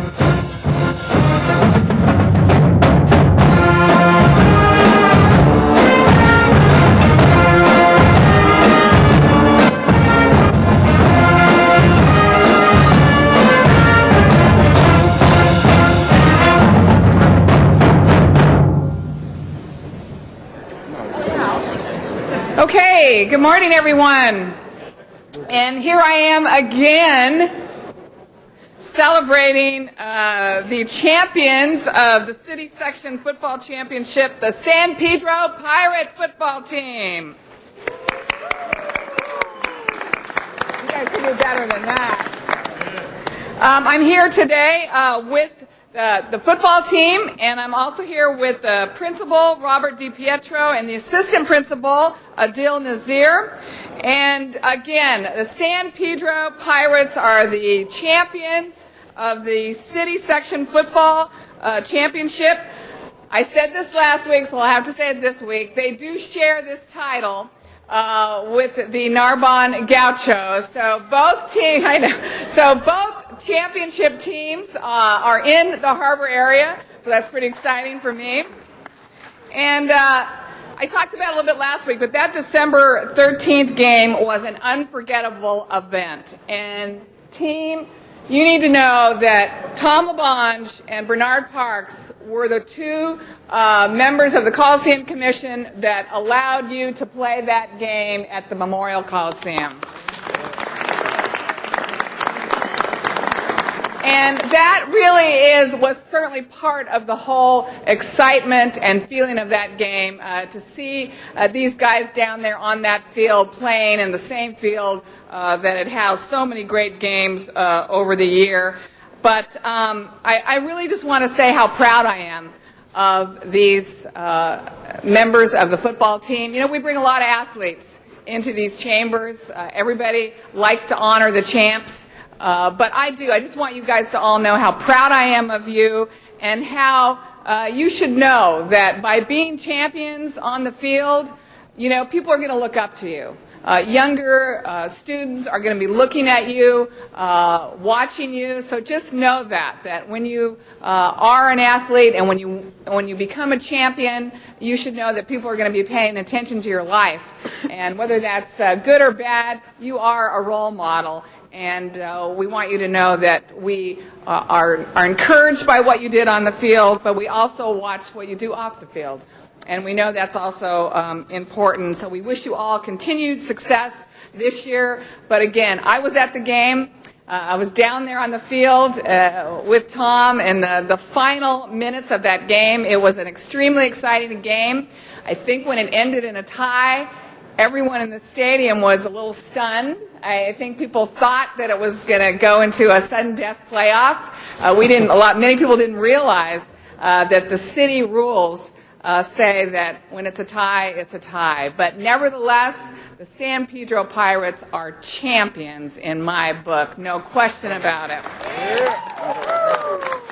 And on a little side note, one of the members of the team, Robert Franco Jr., number 32, who actually was the 2008 Defensive Player of the Year, is the son of our very own Assistant Fire Chief, Robert Franco. So that's part of our city family. And that also made it exciting for us as a city. So now I'd like to introduce Principal DiPietro to say a few words. And I guess the coach is not here. And I'm also going to have the team captain, Barry Heads, say a few words. Is that you? Yes. Okay, Barry can say a few words. First? Mm-hmm. Sure. All right. Good afternoon, everyone. My name is Barry Heads II. I was the quarterback for the 2008 San Pedro LA City Champion football team. First off, I'd like to thank my Lord and Savior, Jesus Christ, for allowing me to stand here and speak. Next, we would like to thank the Los Angeles City Council for allowing us to be here and experience what we have seen today. We'd like to thank our coach, Mike Walsh, Beachley, Aguilar, Miller, Ford, and Fred Quintana for not only coaching our team, but for the timeless hours of film they have spent dissecting and teaching, and the amazing season we've had, and the wisdom they've given us. And to my teammates, we've laughed, cried, and fought together, but in the end, we set out to do what we've accomplished. We've made memories that will last a lifetime, and with confidence, I'd like to say that I love all of you. We'd also like to thank the one-of-a-kind San Pedro community for all of their love and support. We appreciate all you've done for us. And last but not least, I have to give credit to the 5 guys that never received any credit at all. They kept me clean and handsome all season long, and it's their time to shine. As a quarterback, it's only fitting that I speak about my linemen. They are David Rubalcaba, Vincent Samperio, Nico Tower, Jose Corrella, and Raymond Saiz. Again, I'd like to thank the Los Angeles City Council for allowing us to be here. Thank you for your time. All right. You want to say something? Oh, okay, there you are. Hi. Thank you very much for having us here. At a time in which our entire nation is looking for something to feel positive about and hopeful about, I don't have to look very far. I can just look to these fine young men who I think exemplify everything that is good and even great in our country. Thanks again for having me here. Thank you very much. So on behalf of the City of Los Angeles, I wanted to present this official city plaque for congratulations to San Pedro High School, the 2008 CIF Los Angeles City Football Champions. Thank you. And Mr. Labange, you'd like to add your good wishes too, Mr. Labange. I'd like to congratulate again San Pedro. It was a wonderful afternoon. It was very special. And very special for Ms. Hahn to have 2 schools in her district. All of us stand with pride of our schools. I know my school recently finished 3rd in a academic challenge program, which I'm very proud of. That's John Marshall High. But anytime there's a championship, it's very important. Now you're champions, you got to always be champions in every role and service that you have. And it's been a long time since August when you started training in 2-a-days and all the work. I love the credit you gave your linemen. Who's your center there? That's the one I want to know who it is, because it all starts with the center. Let me see. Good job there. Good job there. All right. But you're champions, and then you're champions in your community. Look over your right shoulder. There are champions right there. City Year, which is going to be introduced in a minute. They're in national service, which is so important. And I was looking across the way from Mr. Smith, who on this council is the greatest champion of emergency preparedness. And I thought, Janice, why don't we find a way we get a program that young men and women on these sports teams be part of the emergency preparedness effort of the city? Because you're right, ready to go. You get in the huddle, you call a play, boom. The same is true when you're prepared in any endeavor that you are in case of an emergency, especially in San Pedro. So congratulations to the principal. I got called to the office with hair that long when I was at Marshall High, but I think times have changed. I'm teasing you. Congratulations to champion San Pedro High School. You know, I also wanted to say what I said last week was that I found within my funds $5,000 to split between both Narbonne and San Pedro to help them with their championship rings. Again, many people don't realize these guys are champions. They wear the rings, but they have to raise their own money to get these rings. So if anybody's listening or watching this and you want to help out either team with money towards purchasing their championship ring, I think that'd be some way that we could really support these champions. So thank you. Thank you very much, Ms. Hahn, and congratulations again to San Pedro. Our last presentation will be from Council Members Labange and Rosendahl for our Engineer Week. Take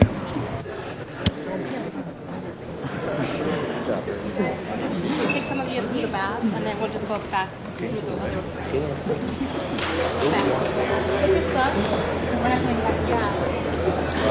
Hold on, if I'm about to be on TV.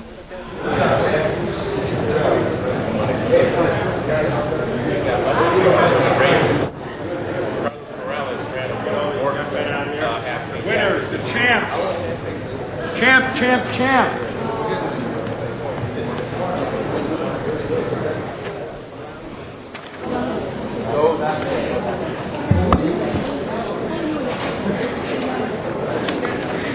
Okay, we're ready. You know, every year we celebrate National Engineering Week. And without the engineers, where would we be? There'd be nothing. Because they're the ones who create all the structures, all the opportunities that we have in this great city. And since I'm chair of Public Works, it's an honor for me to thank our engineers, and especially Gary Lee Moore. And what I like about him is he not only gets things done either on time or earlier than that, he always gets it either on budget or under budget. And I was just with Gary Moore the other day as we started doing the dirt there, the sand at Venice Beach, and we're going to have the best skateboard park in the world coming up during this year, and it will be under budget and probably even earlier than what the schedule is. But I have stood next to Gary Moore at a dozen different projects in the 11th District, and it's always been a joy to be with our engineers. National Engineer Week is being celebrated throughout the nation right now, and in recognition of all the engineers who use their imagination and analytical skills to invent, design, and build things that make a difference. And I know Tony Cardenas, where's Mr. Cardenas? He'll be coming in because he is an engineer, and we want Tony and Tom LaBonge, of course, who is the great lover of the great city in so many different ways. Engineers can design and build superstructures or delicate medical instruments, as well as exploring for energy and for new worlds in space. Engineers have been successful in dreaming up creative and practical solutions. Engineers are changing the world all the time, especially this day and age when green design is of utmost importance. I'm happy to announce that today the Mayor and the Los Angeles City Council designate the week of February 15, 2009 as National Engineers Week, which was established in 1951 by the National Society of Professional Engineers to raise public understanding and appreciation of engineers' contributions to society. So I'm looking for my colleagues. Right here. Here we have the great Tom LaBonge. No, there's the great engineers, Mr. Rosenthal. Thank you. I think it's important. Every day is Engineering Day because engineers make us safe. The challenges around our country with our infrastructure are called into question. The stimulus package may go to handle some of those very difficult challenges that we have. I'm just proud of all of you with the Engineering Bureau. I know Mr. Weezer and I have had a good discussion about the 6th Street Bridge, Mr. Gary Lee Moore, and I hope you can do the right thing, because engineers in the past have done tremendous things. And in the 1920s, with the great work that has taken place all the way up to today, I'm proud of each and every one of you. My best to Clark Robbins, my best to all your administrative staff here. And I'd like to call on Mr. Cardenas to join us as well. We have our own engineer. Registered engineer. Who's a member of the City Council. And I guess we're going to go there. You want to come here? Great. Mr. Cardenas. Thank you very much. I just wanted to remind all of us, especially the people watching, that when you look around you, when you look at this beautiful building, when you look at the building that's being built across the street on time and on budget, right, Gary? Yes, sir. Okay. And also, when you look at all the bridges and everything that we use every single day, that is one of the main things that makes our country the great country that we are. Granted, we are going through difficult economic times, but it's the infrastructure of this country that is admired around the world. China, France, Japan, every country around the world, and Gary, you could probably confirm this, isn't our engineering department in the city of Los Angeles, don't we have accolades and awards and recognitions for specific work that we've done, how good your department is? Don't we have accolades locally, nationally, and even internationally, do we? Absolutely. Absolutely. We have received numerous national, local awards. The team is fantastic. We're very blessed. Yeah. The reason why I want to point that out, and the one thing that I would like to inspire, especially our young women, our girls, is to realize that a lot of you are good in math. And if you're good in math, being an engineer is a piece of cake. And the thing is, we have very few women who are engineers, very few women who are architects, very few women who actually go into that field. And I believe that if we have more women going in that field, if we have young ladies whether you live in South LA or Pacoima or any part of this city, that you need to understand that this is a great career, it's a great place to be, and to top it off, you get to drive by buildings like the one across the street and say, hey, I helped design that, I helped build that. It's a wonderful feeling to have. My father only went to the first grade, but I can tell you this, every time we went under the Sherman Way underpass, underneath the actual runway, my father actually worked on refurbishing that when he was a laborer, working with his hands. He never missed the opportunity to tell us when we're driving in that car saying, I helped work on this. The pride that you get by looking at the things that you build. And being an engineer is a wonderful thing to be. Being in this country and having that opportunity is very, very real. So young people, please look at these engineers. You could be them someday. And you can be the future engineers of this country or even the world. A lot of countries love the work that we do, and you can go anywhere you want. If you grow up in America, you go to our universities, you are wanted everywhere in the world. So it's a great door to open for you. And I just want to thank our department for being the world-renowned department that you are. And as an engineer myself, I'm very proud to have that title. Congratulations. Gary Lee Moore, say a few words on behalf of the great I want you all to introduce yourselves to the schools, the engineering schools we went to. Hello, it's a real honor to be the city engineer for the city of Los Angeles. I want to thank the mayor and the city council for this great honor for recognizing Engineers Week. As a graduate of UCLA, right here in Los Angeles, it's proud to stay in the community and give back to the community. I'm joined today by the fantastic people represented here today of the Bureau of Engineering, who do so much great work and who care so much about your city, and it's a real privilege, and thank you so much. Our city. I'm just naming the school of engineering you went to. Unisley and Cal Poly San Luis Obispo. Oh, a Mustang from Cal Poly. Long Huang, Cal State Northridge. Northridge, a Matador. Steve Chen, University of Washington. Ejiken Barrow, University of Texas, Arlington. Javier Izaguirre, California State, Cal State LA. Marlis White, Cal State University, Long Beach. Very good. Thank you. Members, let's give all our engineers a big hand there for all that work. Thank you. Thank you. Thank you very much. It was a great presentation.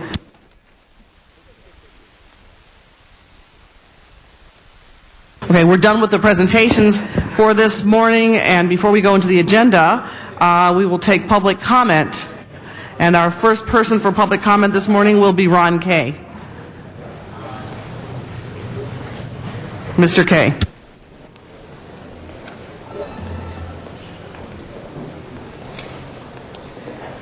Thank you, Councilwoman. It's a pleasure to be here, and I'm not going to say anything bad about Measure B today, but I am going to introduce someone from a Bay Area solar buyers cooperative that have made great strides in the Bay Area. His name is Kanye Macabilo, and the group is one block off the Fringe that has an incredible program that mobilizes hundreds of people to buy jointly solar energy and get 15 to 20% discounts through contractors that get a lot of business out of it. And it's the kind of program that whatever we do going forward, whatever happens March 3rd, is the kind of thing that I hope you all will take hard looks at how we get the community to participate, business to community participate, and the city to work together to actually get solar energy cheaper, faster, and sooner than what I believe we have on the table. Anyway, I think he's next on the speaker cards, and he has the real story to share with you. Thank you. Thank you, Mr. Kay. And if you can start the clock and say your name. My name is Kanye. Thank you very much, Mr. Kay. We are from San Francisco, and I represent One Block Off the Grid, and we are a community solar program, and I know that solar is definitely on the agenda here in the City Council, and we just like to introduce our program to Los Angeles. We had great success in San Francisco. We were responsible for 90% of the solar installations in the first quarter of 2009 in the entire Bay Area, and we just launched yesterday here in Los Angeles, and we think that we can have a great impact on improving the way that people in residential communities, homeowners, can have access to affordable solar and can do so in a widespread and efficient manner. And the way that we do it is we organize people into buying clubs where we can get as many people as possible who all want to go solar but don't have the right information and are worried about the price and are worried about the efficiency of the services, because solar is still nascent in a lot of populations. And so we give them the opportunity to learn about it in a group and to make a buy in concert so that they can get it at a discount and so that as many people as possible can get solar. So we're looking forward to working with as many city council members as possible and to spreading our program here in Los Angeles. What's a good email for you? A good email for me is kanye@onebog.org, onebog.org. Gotcha. Thank you very much. Thank you very much. All right. Our next speaker is Donald Ray Wilson. After that is Arnold Sachs.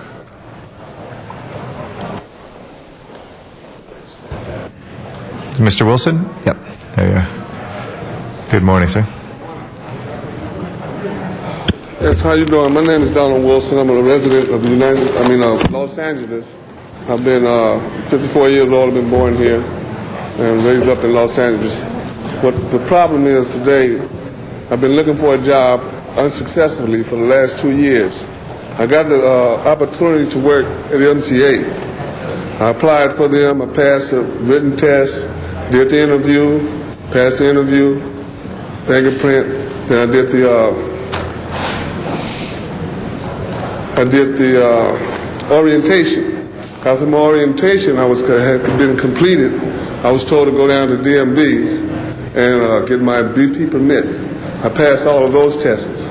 So when I faxed the tests in to MTA to find out whether or not they received it, they told me that they were going to stop my application because I had an inconsistent history of employment within the last 2 years. So I'm trying to find out if there's something that can be done about that. Okay.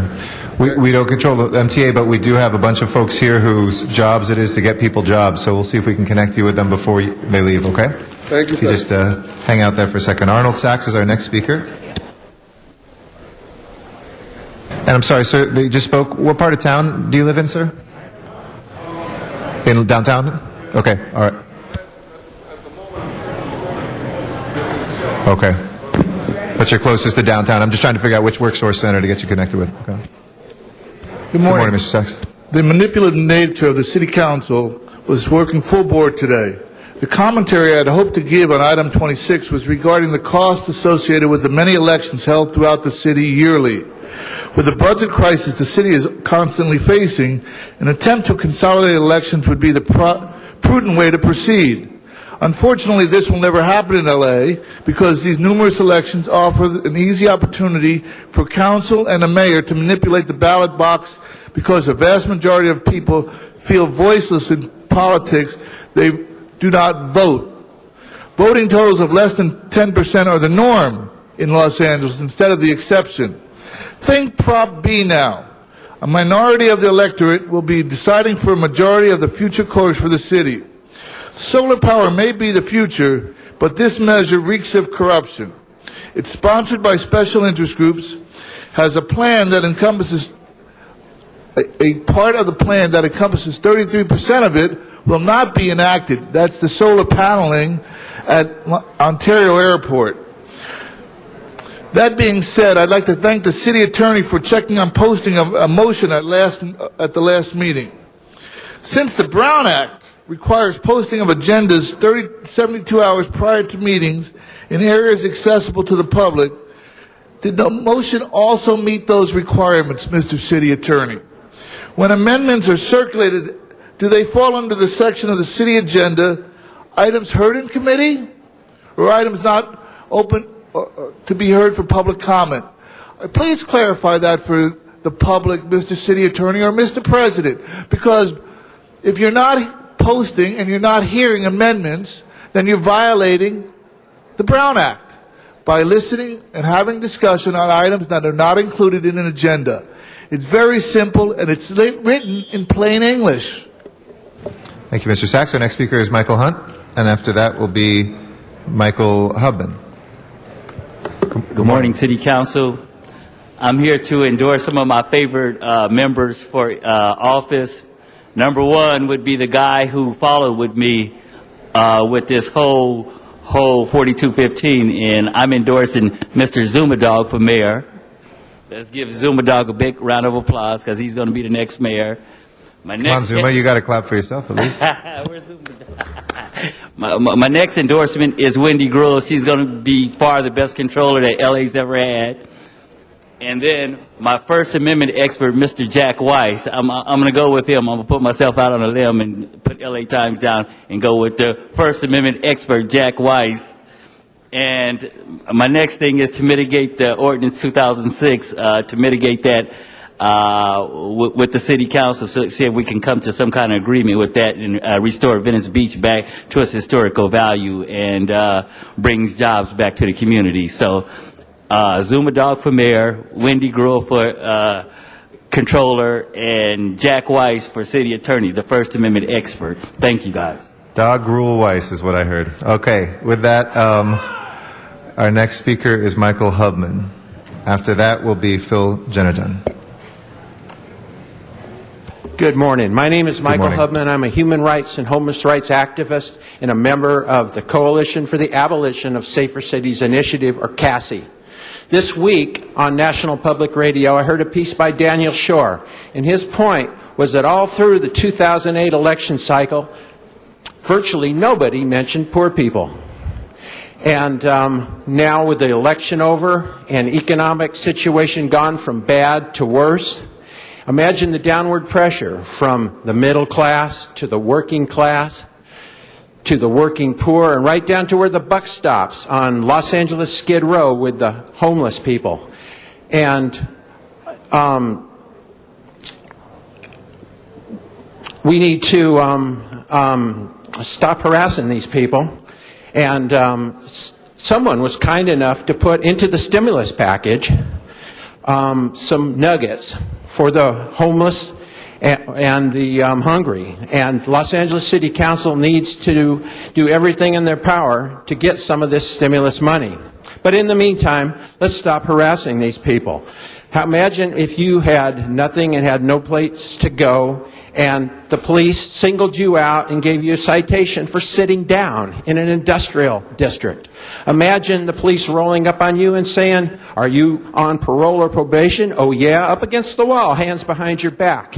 And so many times I've seen officers writing a jaywalking ticket at the corner of 6th and Gladys, while a block away at 6th and Stanford, cars just whiz by people in a crosswalk. We've got to do better. We've got to stop harassing these people, and we've got to get ready to help the poor because they're coming down the road. Thank you. Thank you very much. Phil Jennerjohn is our next speaker, and then we have Zumadog. Good morning. All right, so good morning, council members. My name is Phil Jennerjohn. I'm currently running for mayor. I hope viewers will visit my website, philjennerjohn.com. I'm here for a little news briefing. There's going to be some mayoral debates here in Los Angeles. Over at UCLA, the campus is hosting a debate on Wednesday the 25th. In Haynes Hall at 6:30, and USC, University of Southern California, is holding a mayoral debate on Thursday the 26th at the Sealy Mudd Building at 7 p.m. Also, a famous blogger, Michael Higbee, has a Mayor Sam debate Sunday at 2 o'clock somewhere in Sunland, Tehunga. You'll have to check his blog. I'm not sure if I can attend that one. I might be going to the Republican State Convention in Sacramento this weekend.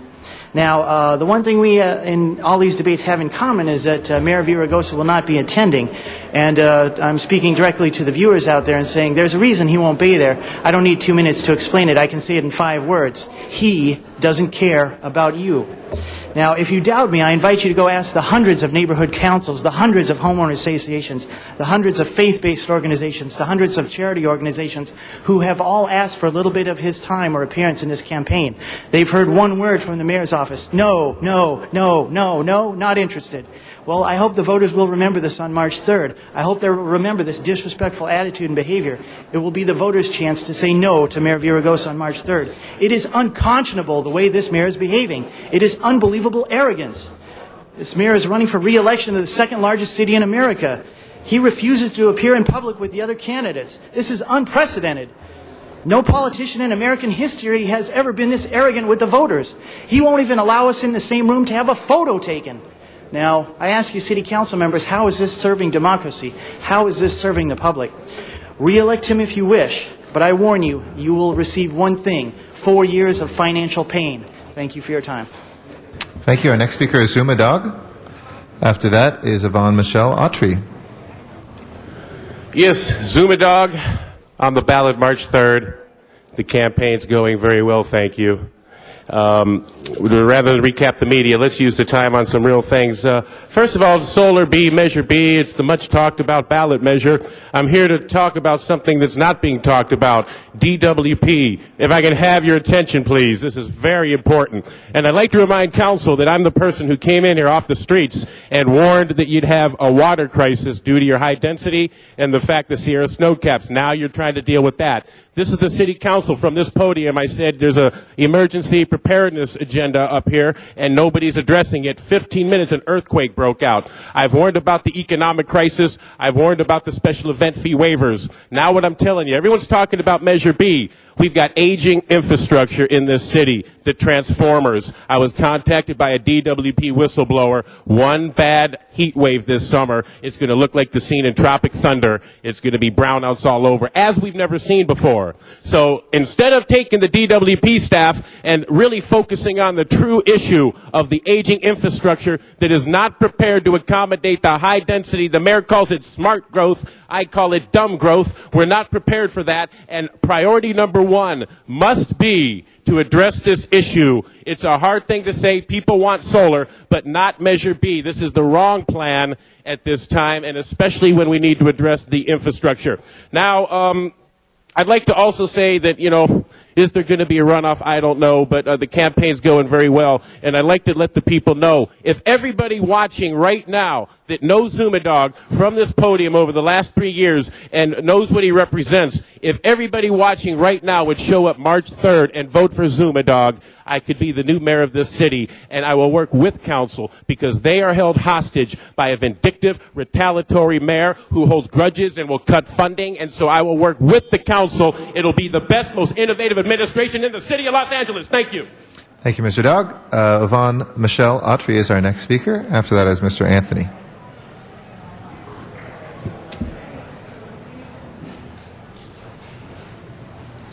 Good morning. Good morning. How are you? I'm President Good, Garcetti. good, thank you. Good. So good to be able to address the City Council on some relevant issues for the working classes downtown. First, I'd like to address the issue of the budget cuts. Just for the record, we need to maintain as much monies for the recovery of life skills for the homeless as possible, and also for the housing. At this point, about 80,000 people are numbered as homeless downtown or in Los Angeles County, and we need to maintain their services that would provide dental, optometric, and psychological services for those who suffer the greatest need at this time. So just for the record, I'd advocate or I'd discourage any greater budget cuts that would adversely affect the ever-increasing, unfortunately, population of the homeless downtown, because I know that they are disputing, or they are trying to establish just what monies will be cut or what the budget will be.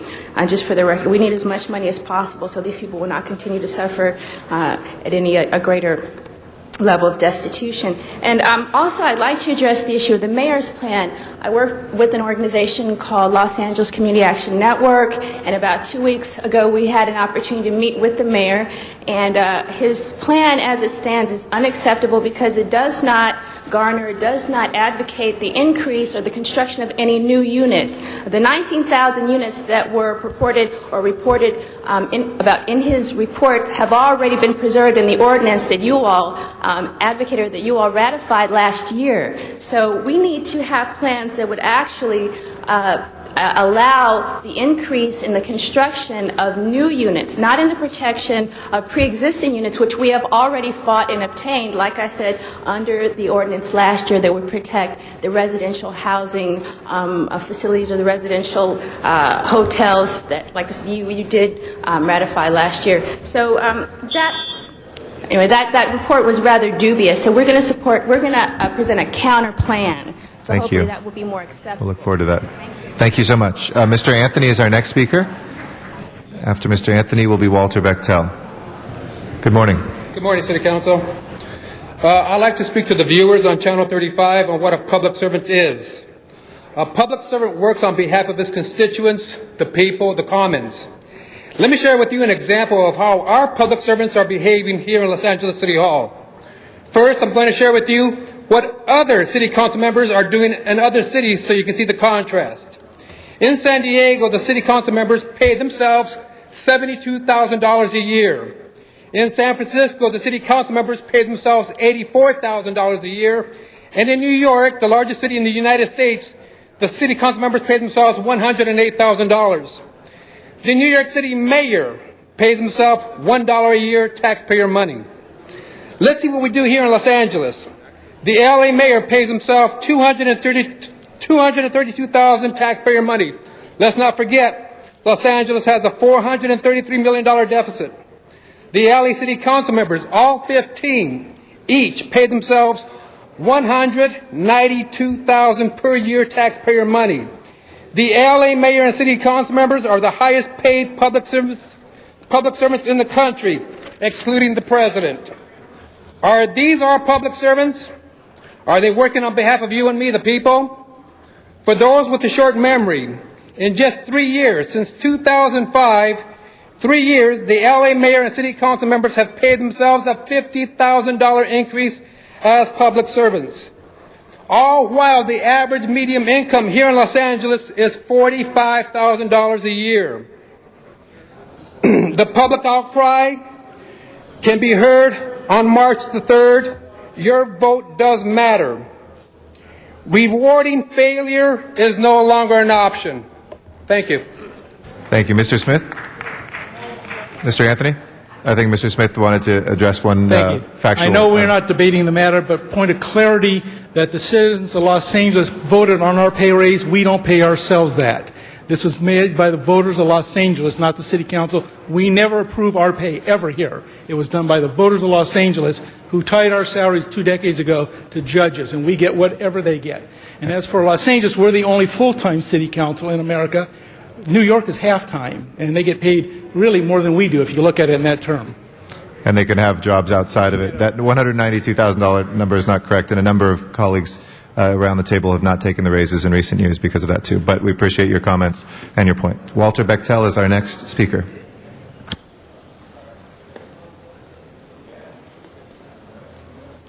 All right, thank you. I just want to reiterate, nobody's gotten back to me about the situation I told you about. A lot of my constituents are waiting. I thank them for shutting down. If you guys just want to, play around, that's fine. We're all waiting.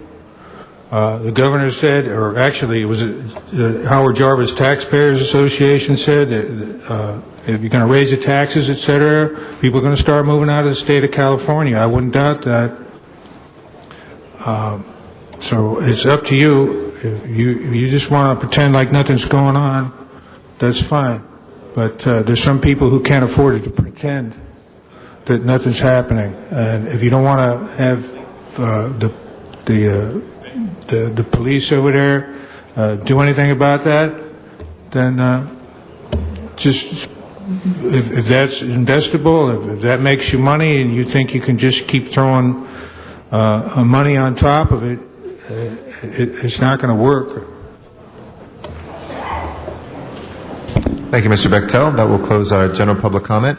We would like to take, Mr. Cardenas has asked if we could take 24 out of order. If there's no objection, if we can go back into the special meeting and take up item number 24. Mr. Cardenas? Thank you very much. If we could have the congressman come forward. Members, we have Congressman Bobby Scott right here at the table. Yeah, Congressman Bobby Scott with us today. Welcome, sir.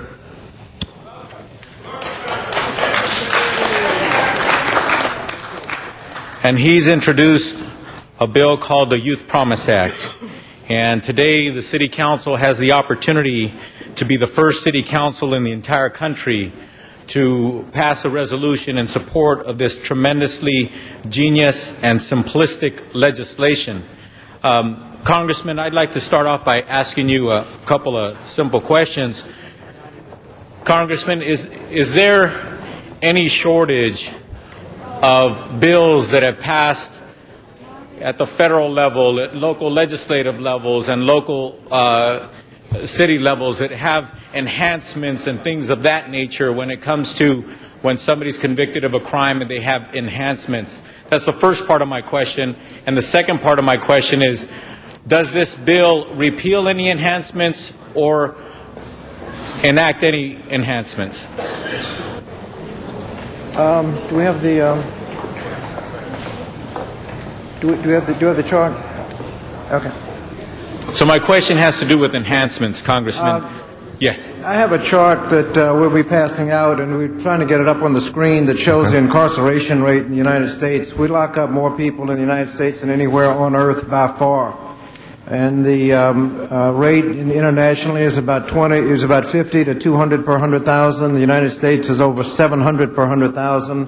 Some minority communities it gets up to 4,000 per 100,000. So we are locking up people at a rate unrivaled anywhere on earth. The Youth Promise Act addresses investments in prevention and early intervention, but it will not disturb any of the present laws that are on the books or the ability to enforce the laws. We expect that to go on. What the Youth Promise Act is would be investments to make sure to try to keep young people from getting in trouble in the first place, and those that have gotten in trouble, rehabilitation so they don't get in trouble again. Congressman, you happen to be making a presentation in the largest city in the largest state in the country, California, but at the same time, the state of California reports to us that when we incarcerate a juvenile, to have them there for 1 year, for 365 days, it's costing us, California taxpayers, $252,000 a year to incarcerate a young person, and it's costing us $46,000 a year to incarcerate an adult. That does not include the cost that can be attributed to the process of when they go through the courts and things of that nature. Now, your bill, the Youth Promise Act, what is the uniqueness of this bill, unlike many other bills that they claim to be juvenile justice or justice bills like this? Well, the focus of the Youth Promise Act, instead of waiting for young people to join a gang, mess up, and then get into a bidding war as to how much time they're going to serve, the Youth Promise Act is a proactive, collaborative approach that invests in young people before they get in trouble. It requires the programs that we fund to be evidence-based, that is, proven to reduce crime. Most of those programs save more money than they cost. So it is a cost-effective, collaborative approach, proactive, designed to keep young people out of trouble to begin with. In the state of California, the general fund that just passed just committed just over $10 billion per year just for our incarceration system in the state of California. So if the Youth Promise Act, for example, if it had a 10% net effect of less incarcerations, just in simple numbers, that's the state of California not having to spend $10 billion. Perhaps we can go down to $9 billion to incarcerate the people who are actually convicted of crime, etc. So with that savings, your bill is suggesting that states like ours and communities like ours should reinvest that money in other parts of the community for intervention and prevention? Well, where the collaborative approach has been tried in Richmond, Virginia, for example, the murders in that neighborhood where they intervened went from 17 to 2. In Pennsylvania, where they had a collaborative approach, funded approximately $60 million of investments in young people. They calculated that they saved $300 million in savings in reduced uncompensated health care for shooting victims, reduced need for incarceration, other savings all over the spectrum. They estimate they saved $300 million, and they only spent $60 million. So obviously, if we were to spend some money in prevention and early intervention, we could save more money than we spend. And these are research-based programs. They can be replicated. So you're talking about in one part of this country, a local community government decided to work with intervention and prevention programs. They invested $60 million, and you're saying the converse of that was that they were able to document that they saved $300 million in other costs? Exactly. So what you're saying is the Youth Promise Act would actually be fortifying communities across the country to try that, and if they did and had that rate of success, as a result of that, all communities in the country that would take advantage of that, if they had any similar effect, would net billions of dollars a year in savings that local municipalities and governments could actually do other things with that money? There's no question about it that in some areas where the incarceration rate is high, if you could reduce crime 50%, which is not an unreasonable expectation if you invest in young children early on, you could save in many communities $5,000 to $10,000 per child per year to bring the rate down 50%. Obviously, I'm aware of programs you have supported where intervention programs at $1,300 have been extremely successful. You could, if you could reduce the crime rate 50%, which is not very difficult in high crime areas, you could spend $5,000 to $10,000 per child per year to bring that about. And there are evidence-based programs that show that that is not much of a challenge. Now, wait a minute, Congressman. I don't want people to misunderstand what you just said. So what you're saying is, as a result, the net effect to the coffers of both the government and organizations is that when all is said and done, less money is spent and crime has gone down, in some cases perhaps as much as 50%, yet the net effect of less money was spent. In Pennsylvania, they spent $60 million, saved $300 million. So that was a net savings of $240 million. And did crime go down? And because crime went down. And so the Youth Promise Act has a proactive approach, invests in young people in a collaborative approach, and requires evidence-based strategies. You're not funding some slogan or soundbite. There are many evidence-based programs where the evidence will suggest that if you implement the program, you'll not only reduce crime but save more money than you spend.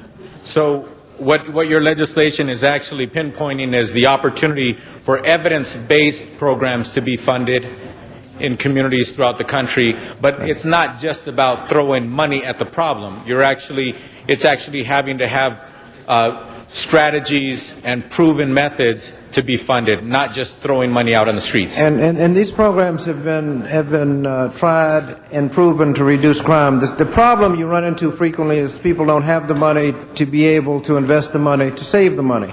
What the Youth Promise Act does is jumpstarts a situation where we'll put up a little money so that you could start saving it, and presumably you will look to where you save the money. In Richmond, where the number of murders went from 17 down to 2 in one area, I can assure you that the Medical College of Virginia had significantly lower uncompensated care for shooting victims in that year than they did before.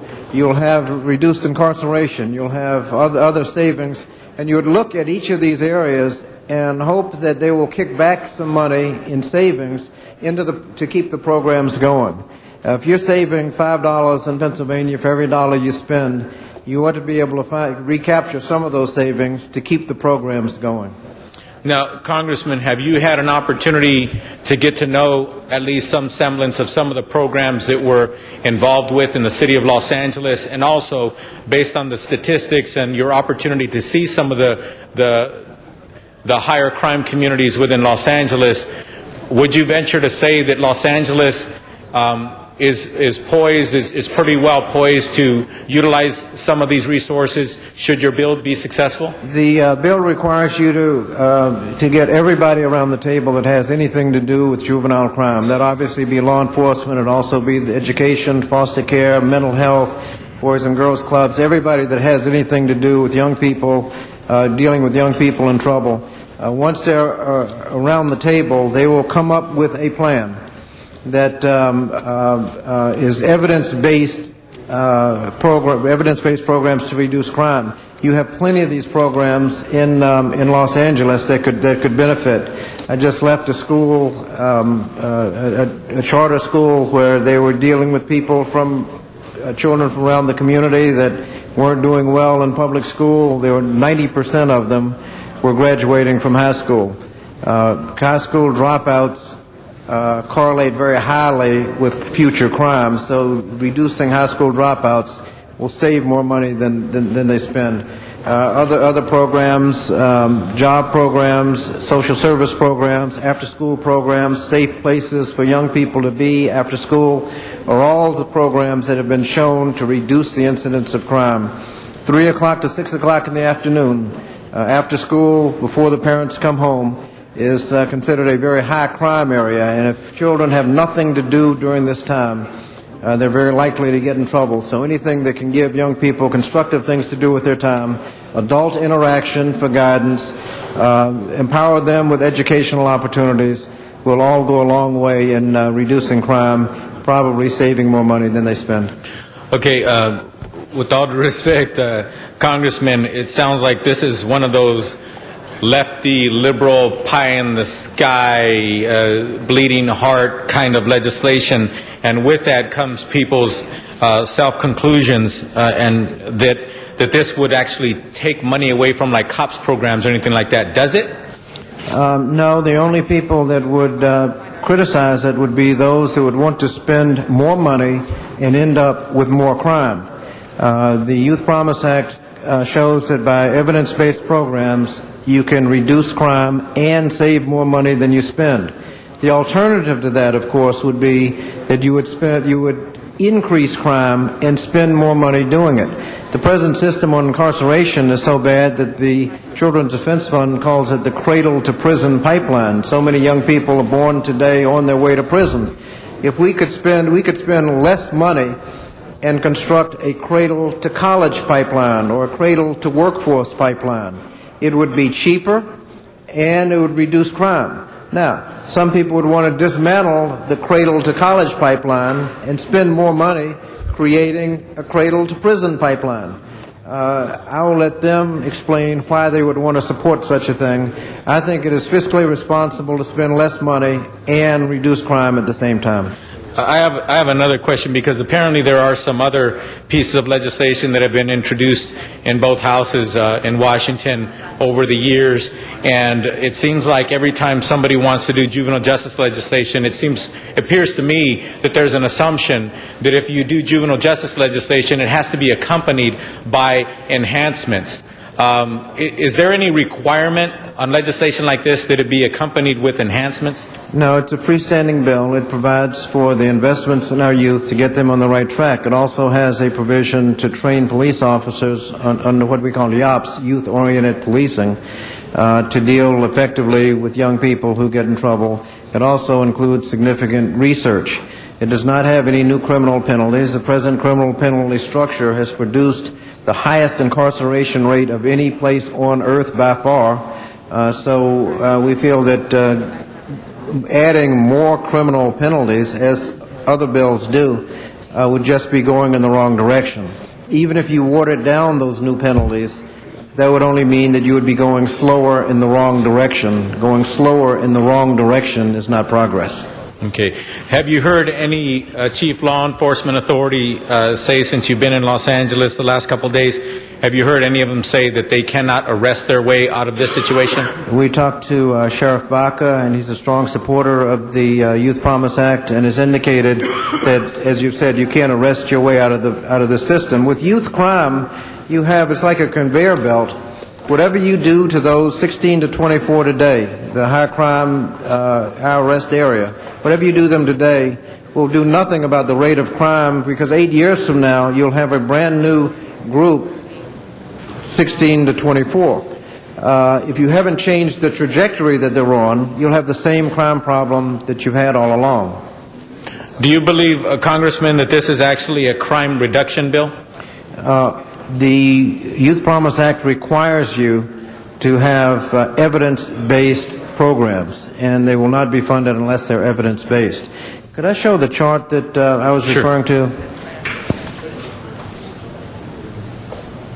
IT?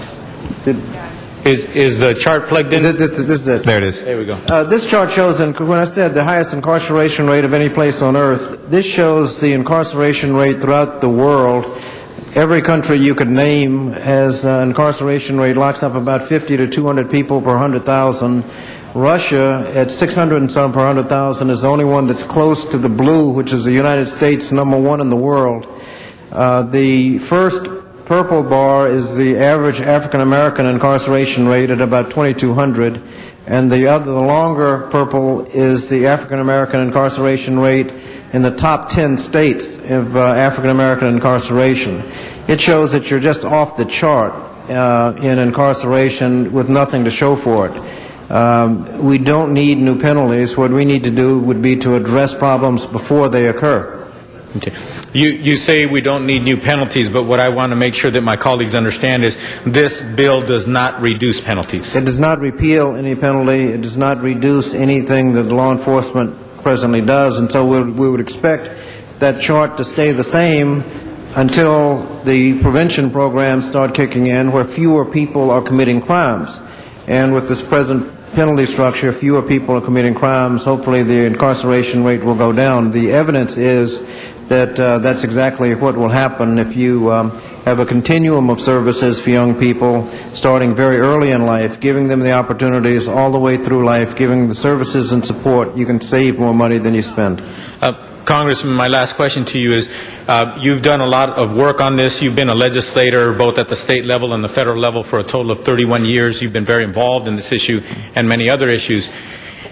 If a local program were to actually have mental health services, counseling, counseling for the family and the individual, a school program, education program, etc., can you imagine any program that would actually amass $252,000 worth of intervention and prevention in one given year of resources to one person? Well, the present cost of locking up a young person in Los Angeles, I understand, is $252,000 for a youth, year. Correct. For youth. And if you can reduce youth crime any measurable amount, obviously the savings would be immense. The Youth Promise Act requires you to look at your problems, look at your resources, to determine what your problem is, and come up with evidence-based solutions that can reduce crime. Now, one of the things we like to require is that you put in the middle of the table one of your problems, and that is, how much money are you spending on incarceration today? Los Angeles County, that number is about $2 billion. Counting the local sheriff and what you send to the state system is in the area of $2 billion. If you can cut that in half, you obviously have a lot of money to work with. Just reallocating what you are already spending. What you are required to do is to come up with evidence-based approach to try to bring that about. But you should not limit your imagination. If you're trying to save $1 billion, you ought not limit your imagination to programs that cost $250,000. You should not be restrained from programs that might cost $250 million if they can bring about a 50% reduction in costs. Thank you, Congressman. If I could just follow up, I'd like to thank President Garcetti and Mr. Parks and Mr. Cardenas and Ms. Hahn and Mr. Reyes, who were at the hearing last night that we had, where we heard about 3 hours of testimony in favor of the Youth Promise Act. So I'd like to thank you for your support, and I'd like to thank you for the opportunity, Mr. President, for the opportunity to be here today. Thank you. Thank you. It's an honor to have you here. Mr. Cardenas.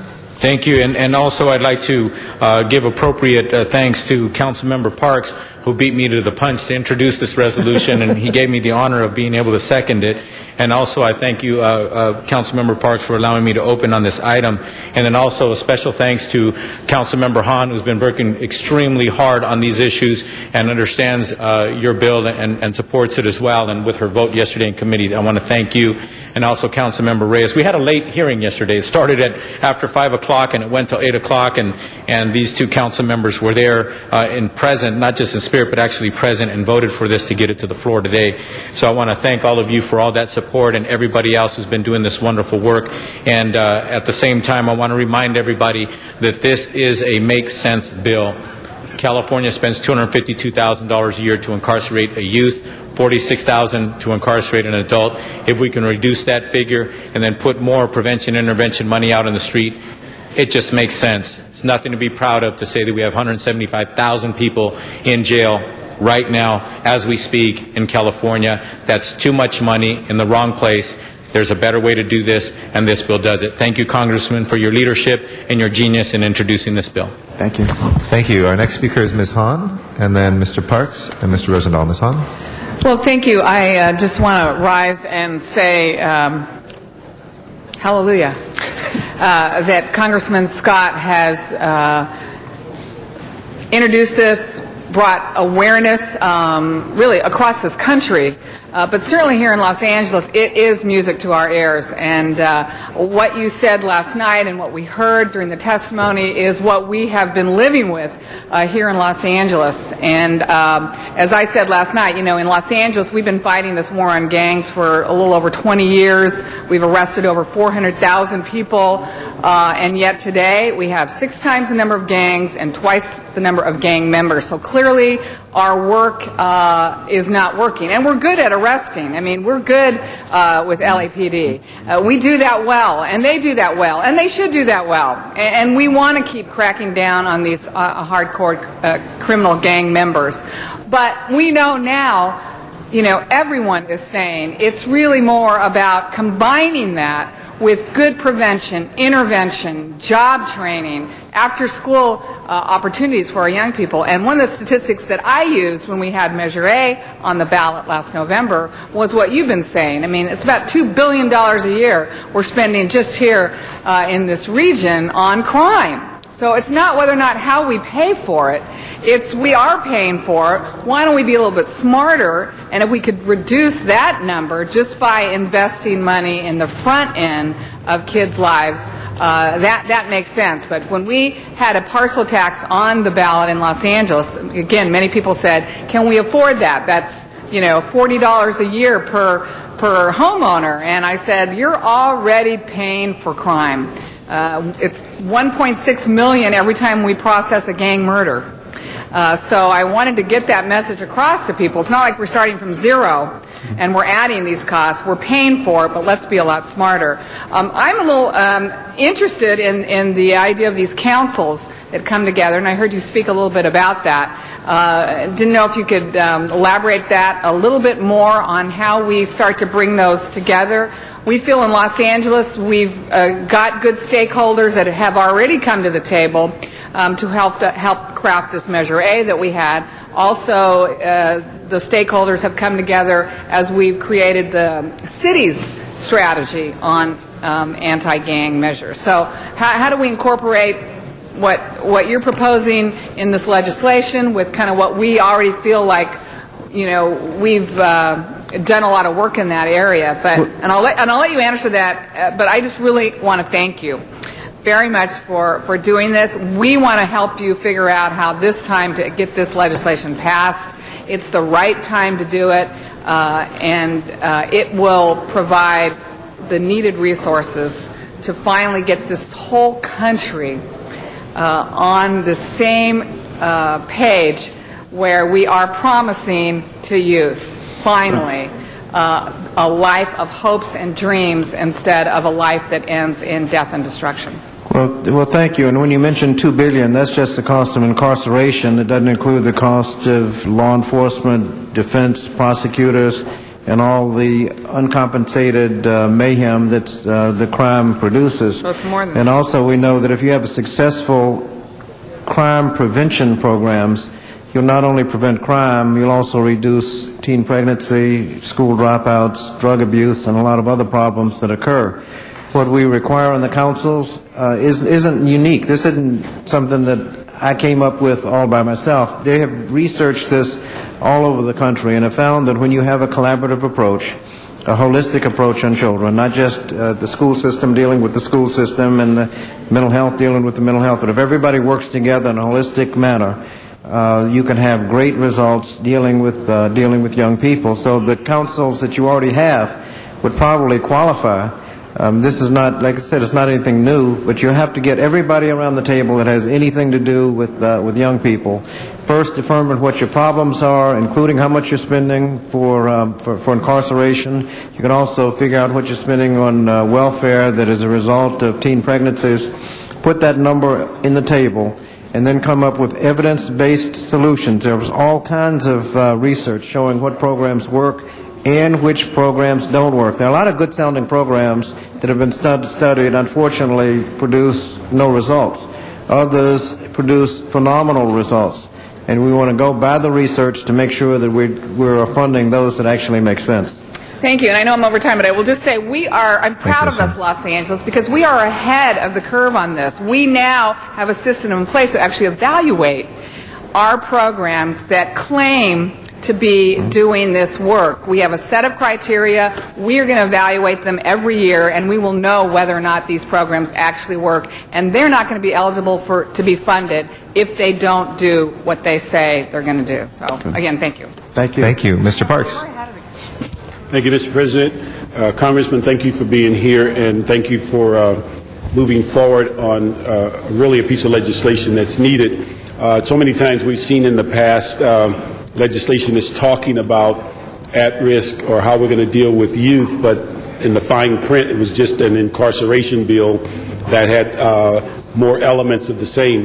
The one thing, and again, all legislation is not perfect, but the one thing I'd ask, because one of the things I've seen in having been in law enforcement, when you use the word gangs, it kind of overshadows everything else. Those who have studied the issues know that to be in this situation at risk of gangs, you might have an educational issue that got you there. You might have a mental or physical health issue that have gotten you there. You may be unemployable. But those subjects that are far more at the root cause often get overlooked because the anti-gang sends the message. We've actually had people call us and say, does my kid have to get into a gang or approach gangs to get help? And I would hope as you develop the legislation that we look at youth that are equally at risk of being uneducated, equally at risk of medical, both physical and mental illness, equally at risk of being illiterate, that carries through to where they may choose a route of criminal activity or gang activity. But again, getting back to the root cause, because some of these young people, once you start peeling away some of the issues that really confront them, if you don't deal with their educational issue or their family issues and all that other, this whole thing of gangs is probably the least significant of their overall being. And so I would just ask, as you move forward, that we just keep emphasizing those root issues so that we can give people some hope in the community that knows it's much broader than you have to get to the brink of being in gangs, and then we have some help for you. You're absolutely right, Mr. Parks, and the thought of the bill, there, in terms of which programs work, you've got three kind of categories of funding. One is rehabilitation. That's for those who have gotten in trouble, need to be rehabilitated, and there are cost-effective ways of dealing with that. Early intervention, those who veered off track a little bit, maybe have joined a gang but haven't done anything wrong yet. Early intervention to try to get them back on track. But frankly, the most cost-effective programs are those, as you have suggested, primary prevention. Before they get in trouble, to get them on the right track and keep them on the right track. One program, for example, that's been researched is what's called the Nurse-Family Partnership. Public health nurses dealing with women late in pregnancy, first year of the child's life. Those that have had visits by the nurse, 18 years later, have an arrest record about 1/3 of the arrest record of those who didn't participate. And by the time you add up the cost of incarceration and whatnot, you saved a lot more money than you spent. Most of that is because with the support of the nurse, the family gets to know how to raise the child without child abuse, which, as you know, is very highly correlated with future crime. But the child isn't anywhere close to a gang. The child is just being born, and we have a cost-effective way of dealing with crime. Head Start, as you know, highly correlated with crime reduction, saves more in future expenses than you spend. So you're exactly right. The primary prevention part of this, and that's part of what you get around the table. You can't wait for a child to join a gang and then think law enforcement or any kind of prevention program at that point is going to be cost effective. Once they've joined a gang, it's hard to get them out. Oh, yeah, I agree. So we want to make sure that we get them before they get into the gang, That's great. before they even think about getting in the gang, because they have alternative choices. Just get on the right track and stay on the right track. And I just want to say thank you. That's I think the message that the public has to hear, that they don't have to let them edge up to something. They can actually begin to look for services well in front of that. And I also want to thank Tony for that hearing yesterday, and also the work he's done at the state level and here.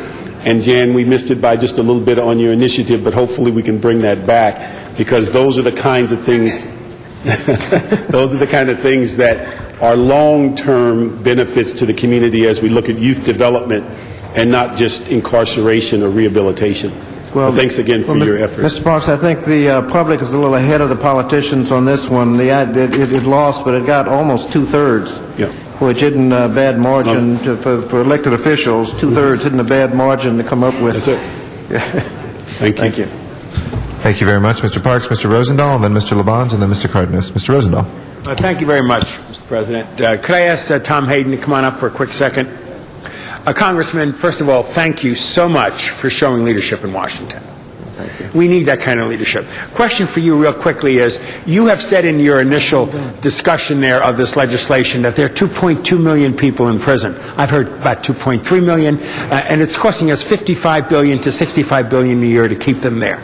Would you help me explain why we have so many people in prison? We're 5% of the world's population. We have 25% of the world's incarceration. The Chinese, with 1.3 billion, have less than us. Why do we have so many people in prison? Hold my time. Well, the chart shows you exactly where we stand in the world, number one by far.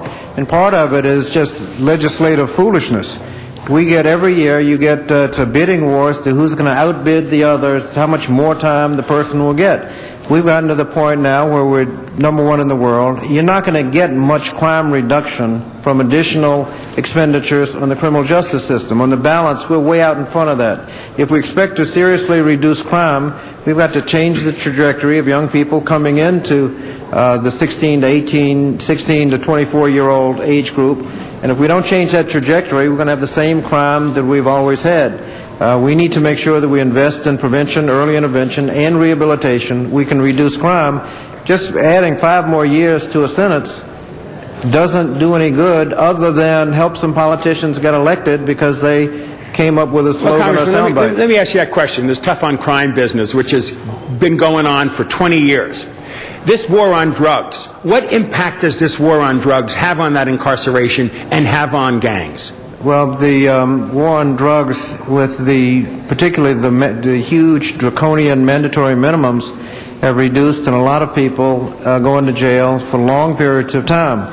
I think if you ask a drug rehabilitation expert what effect the criminal justice system has on their drug use, they'll give you 2 numbers, either 0 or none. If you look at, for example, the effect that the draconian 5-year mandatory minimum sentence for about $300 worth of crack, as opposed to you need about $20,000 or $30,000 worth of powder to get the same sentence. Think for a second, how many people do you know use powder for which you can get probation for $20,000 worth rather than crack where $300 gets you 5 years mandatory minimum? How many people say, oh, I think I'll use powder rather than crack?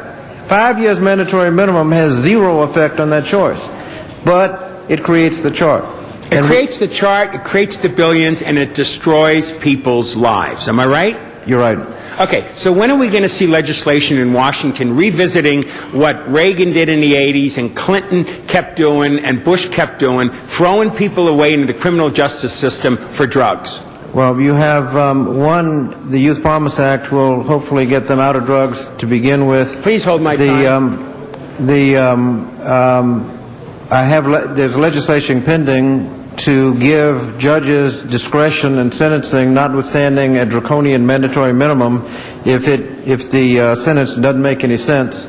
So, okay, Congressman, next question is, where do gangs get their money to survive and create territory and create gang warfare? Where does that come from? A lot of the money comes from drug sales. That's right. Now, if we took drugs out of the equation, instead of giving them a quick buck, darkness in the dark and all that, wouldn't that have a huge impact on our criminal justice system? The criminalization of drug use, which really should be treated as more of a public health issue, has resulted in excess incarceration, excess expense with no effect on drug use. You know, we passed 215 in California. The federal government continues to assault us on Prop 215, which is medicinal use of marijuana, okay? Is there a way in which you guys in Washington could come up with some legislation and deal more honestly with integrity about marijuana and some of the other drugs that throw people away? We're working on it, but I don't think the votes are there yet. Okay, well, I hope that you can get the vote. You got a President Obama, he admitted he smoked pot when he was a kid, and all this other stuff, and we're throwing people away for nothing, and it's creating not only an expense, but ruining people's lives. But thank you for your leadership. Mr. Hayden, what impact will this legislation that the good congressman is putting forward have on Los Angeles? Thank you, Councilman. I want to separate the issue of the Promise Act from your criticism of the drug war. Although I agree with your criticism, the Promise Act is actually a modest measure after many years of going in another direction, and it's got a long way to go. It has to pass both houses and then go to an appropriations process at a time when our economy is in collapse. So I think an effort has to be made to reach the Attorney General, the President of the United States, both houses, to prioritize this as a stimulus in the right direction. I don't know how much money will come to Los Angeles, but what we have is when I joined the legislature, there were 28,000 people in state prison, and now there are 150,000. And some politicians would run around taking credit for that. But it's just to remind you of the path that we've taken and what the cost is. And it seems to be built into our thinking. There's no state in America and no country in the world that does this. In the past year, thanks to the Council and to Mayor Villaraigosa, $24 million has been consolidated for Los Angeles for intervention and prevention. $5 million, I'm told, is added in the new budget, which is very commendable given the economy. So that would get you to $25 or $30 million. That hires 60 street workers who are frontline kind of social workers with this background who are very effective at what they do, when it's been estimated we probably need 200 or 300. So if Ms. Hahn's measure had passed, it could have supplied us with, on a permanent basis, $30 million a year. I don't know how that can be made up, but that was a tragic loss by less than 1%. So we're looking at 25 to 30 million. We need an increase in the tens of millions. And the Promise Act, this started about a year ago. I came to the Council and said, this is great what you're doing. Why don't you invite Congressman Scott out? And maybe there can be federal funding someday to make up the gap in the Los Angeles budget. So here we are. And I wouldn't promise too much money too soon, but certainly over the next couple of years, the Promise Act could generate a couple $100 million nationally, and then that gets divided by the states and down to the cities, and I don't think it may not come out to as much as the Proposition A measure. On the other hand, if our new president gets behind this and the Congress gets behind it, the case that's made by Mr. Scott is overwhelmingly persuasive. If you remember, this is not about changing other laws. It's about how much money we invest in the Promise Act, and I think the case will grow that the Promise Act is the most promising way to get some money to the city of Los Angeles. When we see what shambles our state economy is, and we're facing all these cuts.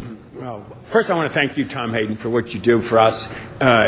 right now as a private citizen, it's very gratifying for us to see you involved in these issues. Congressman, take it back to Washington. This is a no-brainer. Obviously, intervention, prevention, and opportunities is what it's all about. But until you deal with the war on drugs, that's the 800-pound elephant in the room that must be dealt with, and we need more courageous leaders in Washington who finally stand up and say it's insane to destroy people's lives. Go visit our county jail. It is an abomination to see what's going on in the county jail. And these are young men whose lives have been ruined over what I consider to be bad laws of the 80s. So I look forward to your leadership on that, but God bless you for this. Thank you. Thank you. And I would point out that 10, 20, $30 million, we're spending $2 billion already on incarceration. 10% of that is $200 million. Yeah, right. Mr. Labange. Yeah, Congressman Scott, thank you for coming to Los Angeles. You've been to Los Angeles before? I have. When were you first here? 73. 73? Yeah. And the city has changed a little bit. Well, I was here in 2000. There was a little convention. That's it. I want to ask you, in Virginia, and you're familiar with the challenges, is there a different aspect of community life in eastern cities than western cities in the United States, and looking at all over? Are our challenges equal and the same, or? I don't think it's an east and west, and each city has different challenges, different strengths, different weaknesses. Some have strong mental health systems, some don't. Some have strong system of boys and girls clubs, some don't. Some have mentors and boys and big brothers, big sisters. Some school systems are better than others, and that's why the Youth Promise Act doesn't attempt to try to get one size fits all. It requires people to come together, assess what the problem is put the $2 billion figure right in the middle of the table so people get a kind of order of magnitude, and see what you can do based on evidence for your locality to actually have a profound effect on crime. The research is there. A 50% reduction in crime in high crime areas is not much of a challenge if you put your mind to it. How, whether you mentioned the Boys and Girls Club, YMCA, Boy Scouts, Girl Scouts, all these other organizations, is there any model program in any city that you've seen in your... Well, each city has its own challenges, but the one of the kind of model elements is that you have to have constructive things to do with your time, adult interaction, and empower them with education so that they're more likely to advance their education. If you have those elements, it's probably a pretty good program. Again, thank you for coming to Los Angeles. Thank you. Mr. Cardenas.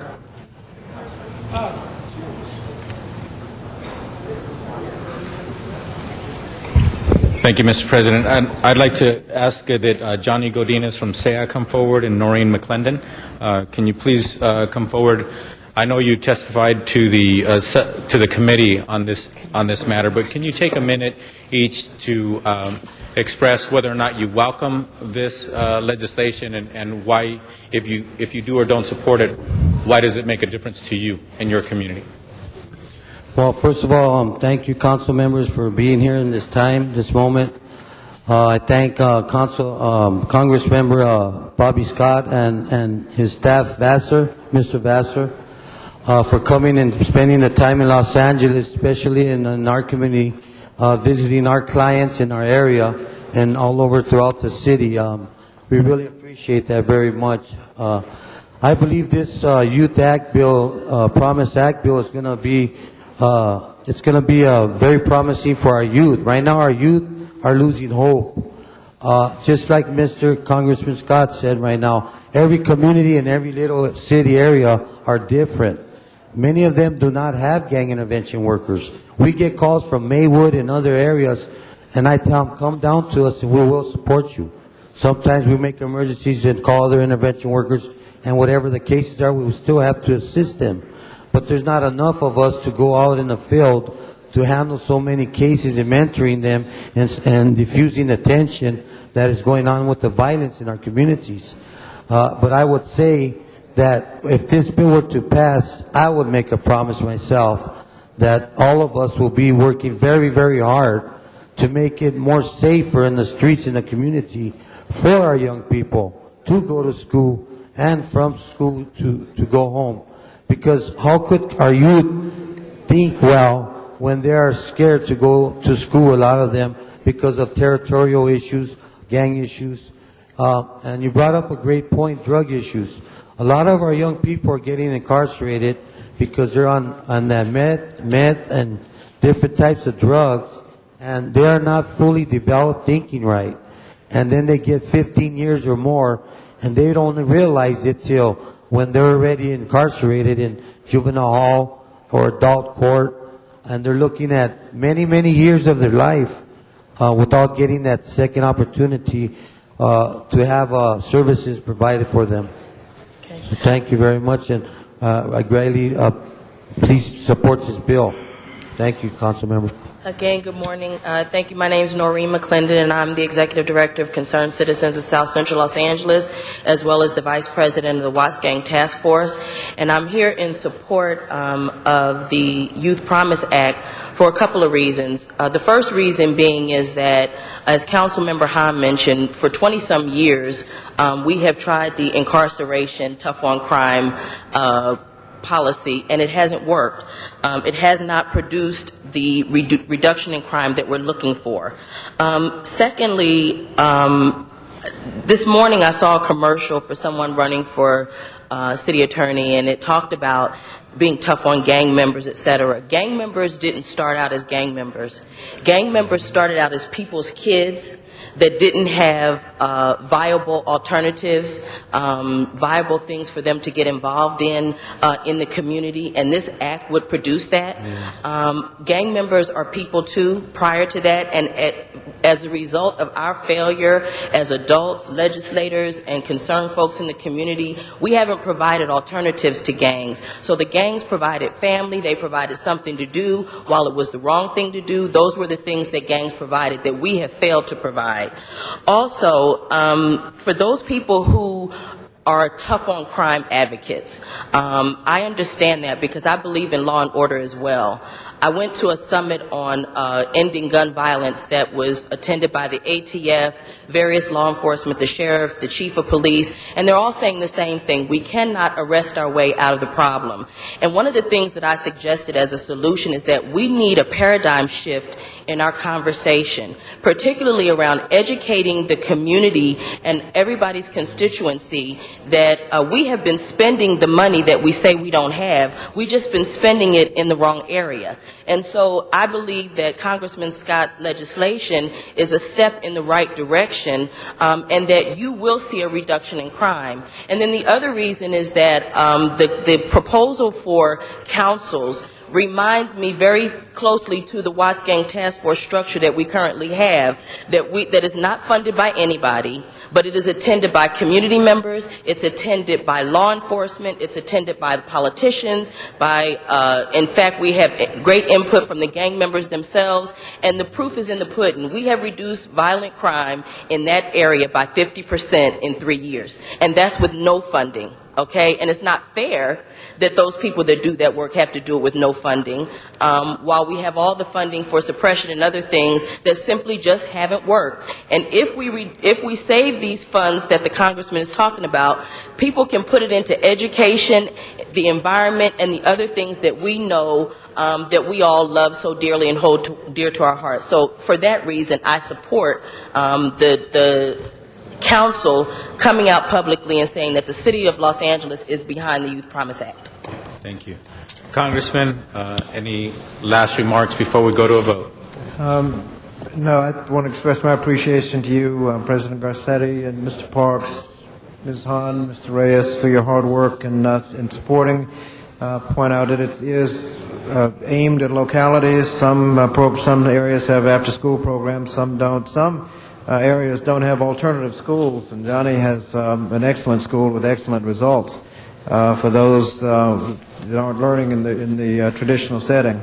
So there's a lot we can do. We've heard we can reduce crime 50% without any funding. Just imagine what you could do with some funding, and if you reduce crime in Los Angeles 50%, you would have saved $1 billion in incarceration alone, untold sums in reduced uncompensated medical care for injuries, for all kinds of other problems that you can reduce. If you have a good crime reduction program. It will reduce teen pregnancies. It will reduce dropping out.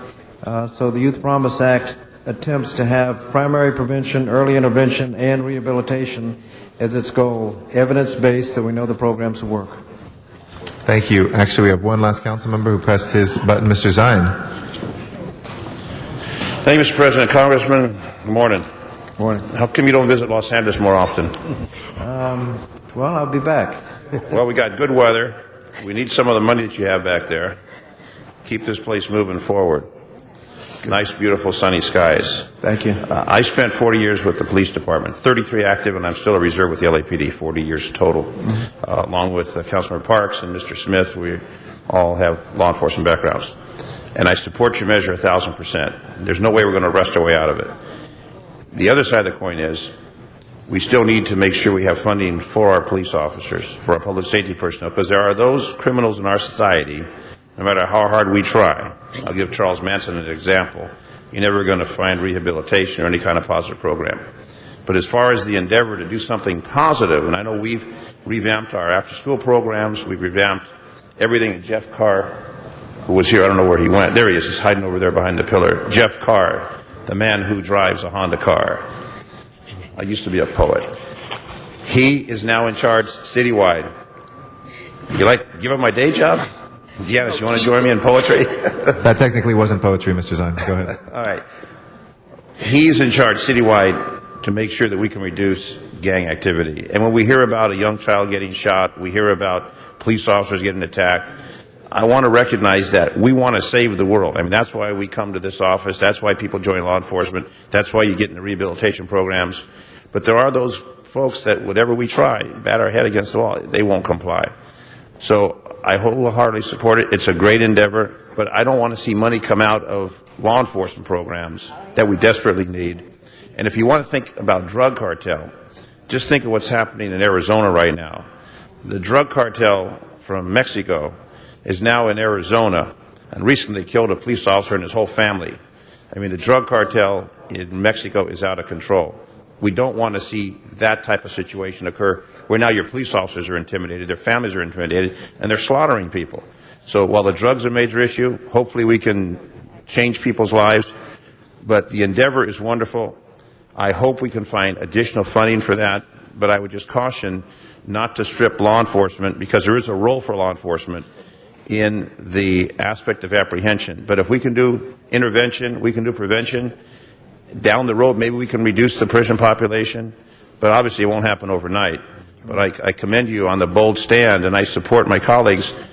More people who are productive in our society, the better it is for everyone. I hear you, and the problem you have cited is part of the problem where people don't have the money to invest to save the money. Pennsylvania spent $60 million, saved $300.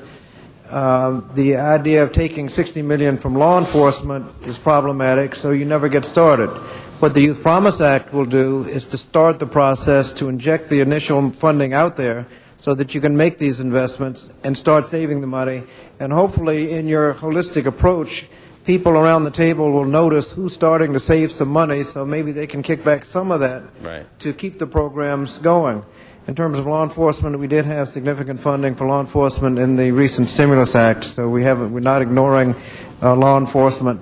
But it doesn't take much money to make a profound difference. If you put the number $2 billion right in the middle of the table, Jeff mentioned last night a parks program that was in the $20 million range that would have a measurable effect.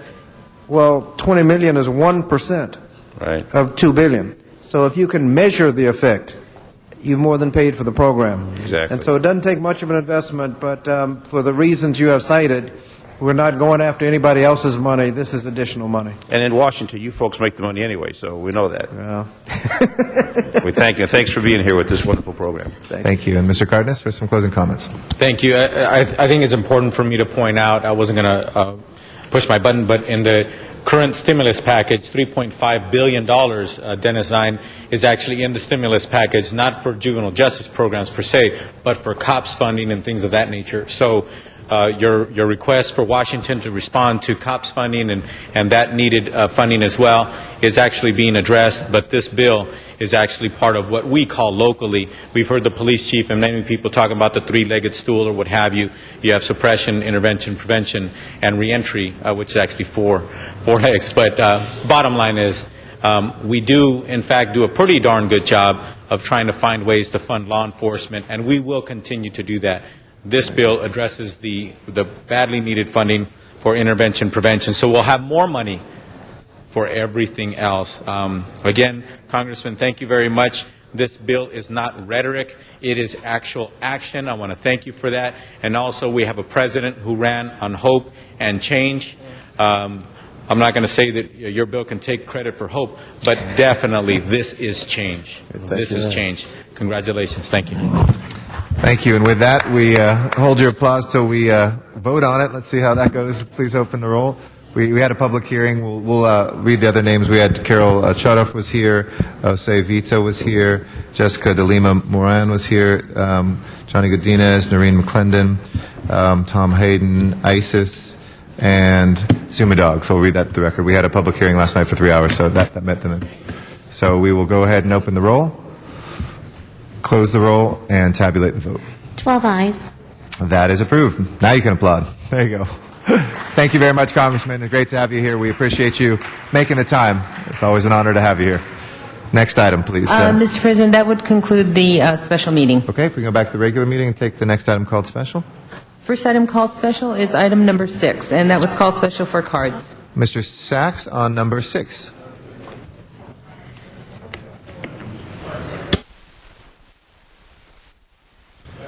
If we can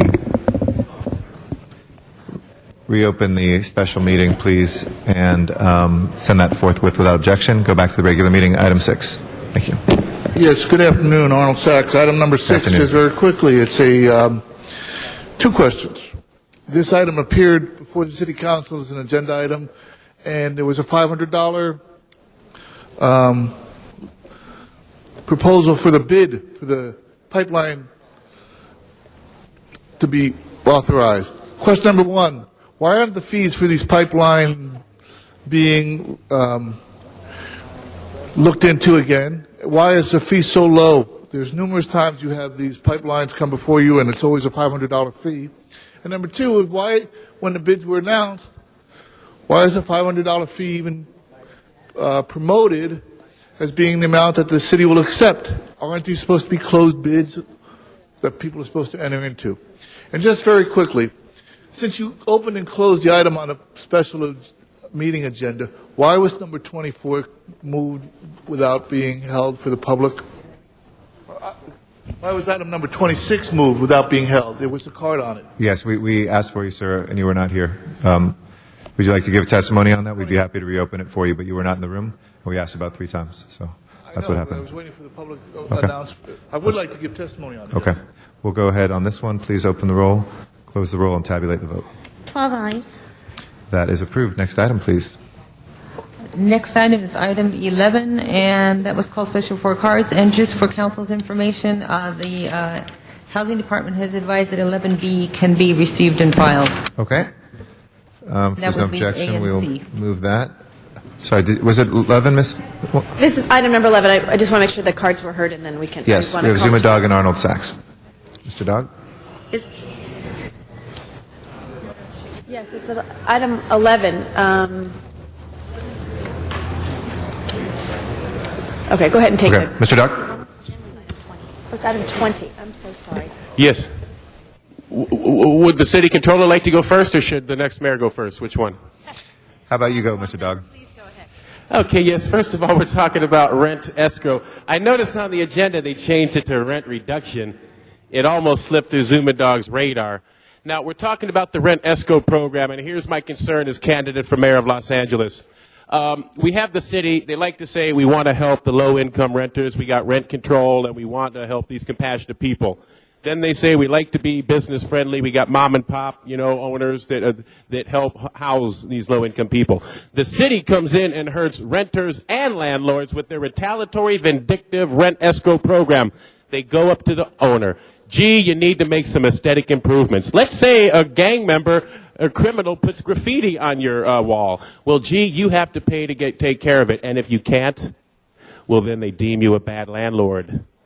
And then you don't get the money, you go into rent escrow. So these landlords, they can't comply, they can't keep up because the city's just trying to, what it's really about, ladies and gentlemen, and I was only going to use a minute, but as the next candidate for mayor, I say the biggest problem the city will be facing in court are these rent escrow situations, because what they do, they pretend like they want to help everybody, but they're hurting everybody, because after they can't comply, you get on this rent escrow list, and then you can't get off it, and then you end up having to sell the unit that's providing affordable housing for the community. And who does it go to? It goes to city council, preferred developer of choice, and they flip it into a luxury high-end condo. And I'm slipping back into Zuma Dog. I'm getting so outraged about it. And so then the people get kicked out on the streets because when they take over, they can't afford to live anywhere in the community. And so city council and Mayor Antonio Villaraigosa pretends to care about renters and property landlords, and yet in their vindictive and I say federally abusive program, they are hurting both. Zuma Dog as mayor will put an end to this. Thank you. Arnold Sachs is our next speaker. Okay, waves. With that, let's go ahead and open the roll. Figuratively and literally waves. Close the roll and tabulate the vote. 12 ayes. All right, that is approved. If we can take 20 next, Ms. Rules asked for that out of order. We have a card on number 20. And I'd like to hear from Imad Espol. Good morning. Good morning. I just received this notice on the hearing regarding 7103 Laurel Canyon. I'm the owner of the property, but I lease these small shops to different individuals. And I just learned today that all these invoices, that the name of them, none of them is mine, all of them to the tenant. And the lien on the property, they say, they're telling me now it's going to be like 10,200.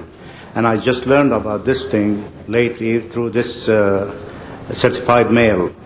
And I thank Mr. Jim Lintona and Mr. Charles Kalibala for explaining these things. But for me to absorb this amount, and I'm not a part of this, happen to be the landlord, and I own a business, and that business I've never seen inspection, or inspector comes to my building and inspect it for a fee. So I just learned about this issue, and 10,200 something to be hit, someone with that kind of number is hard. Plus, to mention that there are 5 of these tenants, they're no longer in the building since 2005, and 3 of them already leaving. Economy, we don't have to explain the economy to anybody. We know all what's going on. But for me to pay that kind of money, it's not my invoice. And I just learned that only automotive center, they are required to pay that fee. But this fee, it goes to the client or the renter, not to the landlord. And I don't see any reason for me to pay this thing, so I ask your opinion on this thing. I'm not part of it, but I'm listening. Thank you, sir. We will get to that in a second. We have one more speaker, Zuma Dog. Thank you. Thank you. Yes. Mr. Dog, do you want to come forward on this? Payment of this lien? And thank you. All right, Ms. Gruhl. Thank you. And if we could have the department come up, building safety come up. And colleagues, I have empathy for my constituent who owns this property, and my staff has been talking to him. We had it the other day, I believe, and then continued till today to have some discussion about this issue. The question of building and safety, I think what we found out is that under the administrative code, it is the property owner's responsibility, even though they may necessarily have a tenant there.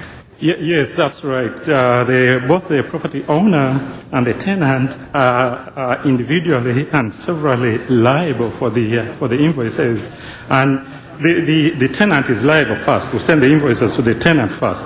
If the tenant doesn't pay, then we go after the property owner himself, and we send him a notice. We call it a notice of unpaid invoices that specifically tells him that if these invoices haven't been paid, and we give him a warning saying that if they are not paid, a lien is going to be placed on your property. And my other question would be, I think some of the tenants are gone, right? They're no longer none of them are there anymore?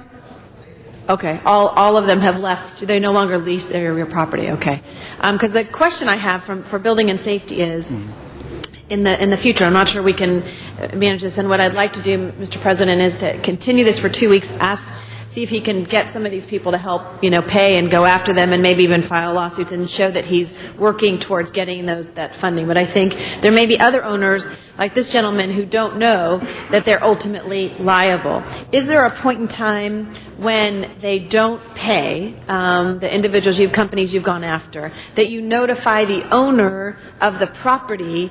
So that before they, I'm assuming if these tenants aren't paying you, they're also maybe not paying, or he would have a recourse knowing that they're still there. So do we ever notify the owner of the property that someone's not paying their bill, and that ultimately if they don't pay it within this time, they're going to come after the owner of the property? Yeah, exactly. We notify the property owner in case the invoices are not paid by the tenants. In fact, we send to the property owner a notice. I just said a notice of unpaid invoices. If you see, we send the invoice. Let's say we send the invoice today to the tenant. If the tenant doesn't pay, we give him 30 days to pay the invoice. If he doesn't pay, 30 days later, 30 to 60 days, we send a notice of unpaid invoice to the property owner. I've been talking to the property owner. He claims he never received any. He never received that. Yeah. In fact, in my protest letter, I attached a form. We call it Annual Inspection and Monitoring Program Survey. We sent it to his address, the property owner's address, but he claims he never received it, even though when I sent the notice of hearing in December, he received it. I sent it to the same address. Okay. So he claims he didn't receive the invoices, but in actual fact, we believe that he received the invoices. Okay. He's either just denying or they got misplaced. So colleagues, what I like I said earlier, and my staff, Jim Dantona, has been working with the owner to continue this for 2 weeks, for the owner to see if there's some progress he can be made before a lien is put on his property to find some of these individuals, as well as some demonstration. And so Jim Dantona, my office, will work with you, sir, to try to figure that out. And it would be just last question, Mr. Garcetti, and I would go is. So when you send, if I'm late and I'm a tenant, and after 30 days, you notify me first, here's what you owe. After 30 days, if I have not paid, then you notify me I haven't paid, but also the owner in 30 days, at that 30-day period of time. Do we do certify, is there any way we do some kind of insurance that the owner has actually received it? No, we don't certify it per se. They started a procedure in the Department of Building and Safety to certify it recently. But in the past, what we did, we had it initialed by either the inspector or the person who is mailing it out to indicate that the letter has actually been sent, and we put it in U.S. mail. And in fact, according to the Los Angeles Municipal Code, as long as we put it in the mail, in U.S. mail, that's enough evidence without actually really certifying it. Did you we want to add something, sir, before we continue it for the 2 weeks? Yeah, but what I'm saying, here, these notices, this is the only notice that I received, and I'm very responsible, and I called Mr. Kalivala about 3-4 times, and he should know that, even though I didn't get answer, but I was persistent. Okay. To call, but I never received any notice except this notice here. Of the lien. Okay. And that's all. So we're going to give a 2-week reprieve to try to figure out if you can find your tenants and try to get the money for them, or through Small Claims Court begin the process to show that you're moving towards that, and ultimately to try to resolve it. So thank you very much. Thank you for your patience today. Thank you. Thank you, Mr. Zine. Thank you. Mr. President, not on this matter, but I wanted to something. Okay, hold on 1 second. Thank you. If there's no objection, we'll continue that for 2 weeks. Okay, Mr. Zine? Yeah, on matter 22, we want to discuss that, and it unfortunately slipped by. So I'd like to reconsider. That's item number 22. Okay. There's no objection to reconsideration. Let's open the roll on reconsidering 22. Close the roll and tabulate the vote. 12 ayes. And we will call that special for reconsideration. Next item, please. Next item, Mr. President, is item number 12, and that was called special for cards. Item number 12 is next. We have Zuma Dog.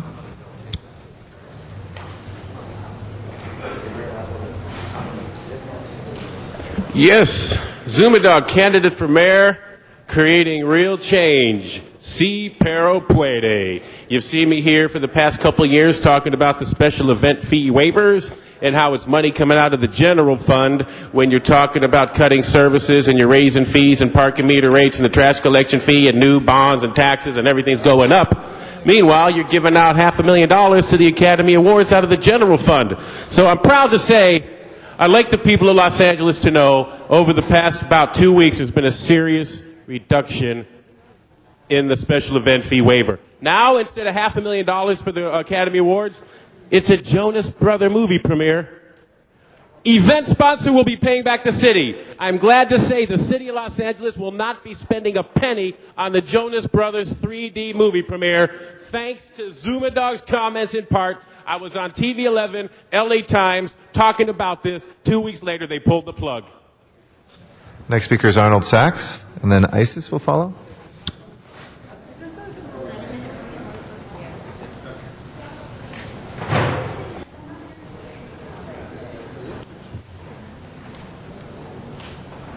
Yes, very quickly, I'd like to thank you very much for clarifying your stance on the city regulations regarding the marathons, especially the one that was on Wednesday's agenda.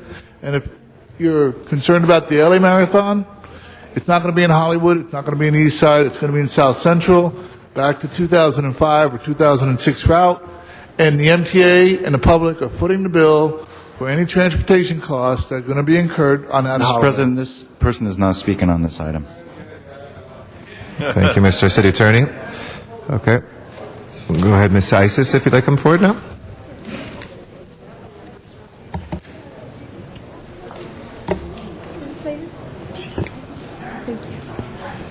Just waiting for a translator. Request a translator, please. Spanish, English. Thank you. Are you speaking in Spanish, ma'am? Yes, thank you. Okay. Hola, soy Isis, directora de Justice League for Benevolence.org. Justicia. Hello, my name is Isis. I am the director of Justice League for Benevolence.org. Justicia League para Benevolencia organización. JLBA.ufoga.com, UFOGUH. Dirección electrónica. Sorry about that. The email address is jlbo at ufoga. There's a microphone right there that you can hold. If you'd like to hold it. .com. Thank you, honey. Thank you. Okay. Pongan atención, por favor. Please pay attention. Consulado y alcalde Villagrosa. Consulate and Mayor Villaraigosa. En referencia a eventos especiales. With reference to special events. Este dinero de festividades es más efectivo invertido hacia los desamparados. It is better for this money to be invested for the homeless. No seas una desgracia. It is a disgrace. Mayor, alcalde Villagrosa, no sea una desgracia. Mayor Villaraigosa, don't be a disgrace. Ahorita estamos en una crisis económico muy grave. At this moment we have a serious economic crisis. Por favor, pueden invertir estos fondos. Please invest these funds con los desamparados. With the homeless. Es más holístico y productivo. It's more holistic and productive. Es muy importante y urgente que las personas. It is very important and urgent that people. Los niños especialmente, especially children, es muy crítico que las agencias que ofrecen servicios de alimento hacia estas personas, it is critical that the agencies that offer services and provide food for these people tengan de abundancia bastante generosamente y sanamente un alimento que es necesario para los niños especialmente. They provide healthy food for children especially.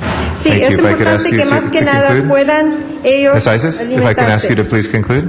It's important for them to get nutrition. Alcalde Villagrosa, es muy obvio que no te importa. los Mayor niños. Villaraigosa, it is obvious that you don't care for the children Y los Muchísimas desamparados. gracias, Isis. and homeless. Thank you. Okay. And with that, we will take a vote. Please open the roll, close the roll, and tabulate the vote. 11 eyes. That is approved. Next item, please. Next item is item number 21, and that was called special by Councilmember Alarcon. All right, Councilmember Alarcon on item number 21. We've had a public hearing on this one, so it has to be reopened. Mr. Alarcon, item 21. All right. Okay. Do we have Mr. Alarcon around? If not, one banana, two banana. It's all you. I was counting bananas. Go ahead, Mr. Alarcon.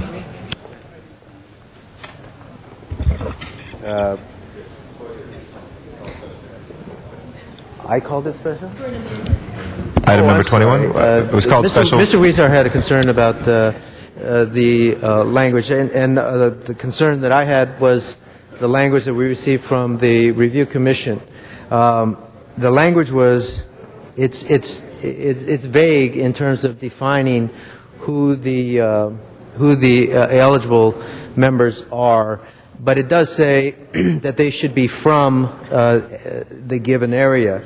It doesn't distinguish whether that means a stakeholder who works there, who owns a business there, or whether it's somebody who lives there.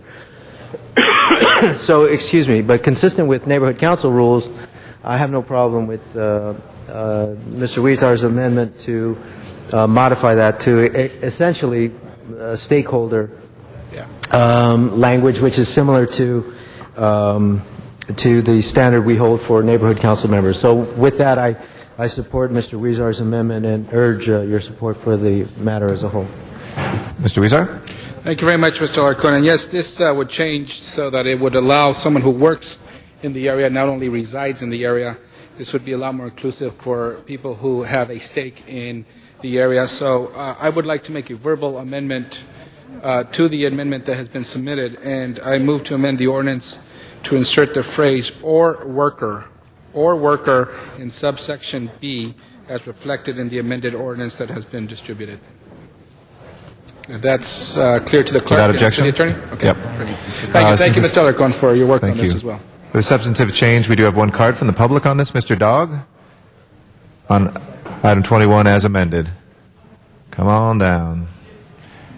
I almost thought I got to miss out on this, and through a little loophole, I get to talk. And if you only knew how much they didn't want me to talk about it, it makes it that much sweeter. Let me begin. Zuma Dog for Mayor of Los Angeles. I'm very concerned about the neighborhood council system.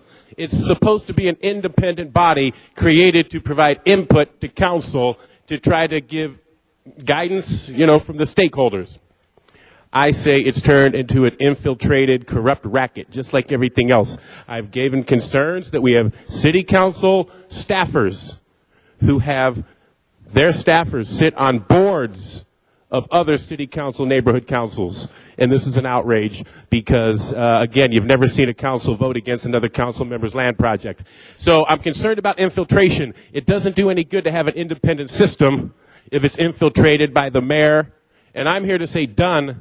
I call it undone because that's what they do to all the community plan. And I'm here to say that the city of Los Angeles is changing the character of the city through their overdevelopment of the high-density dumb growth. And if you want to see them being protested, it all starts at the neighborhood council level. But then you don't listen. So Zuma Dog as mayor, through his 14-point plan based on W. Edwards Deming, will truly empower the community by using them as a feedback tool. And I think if anybody has proven in the city of Los Angeles, they take feedback from people, they listen. Zuma Dog likes to talk, but I listen 10 times more to people, and I read the emails, and I go to meetings. And so, again, regarding the neighborhood council system.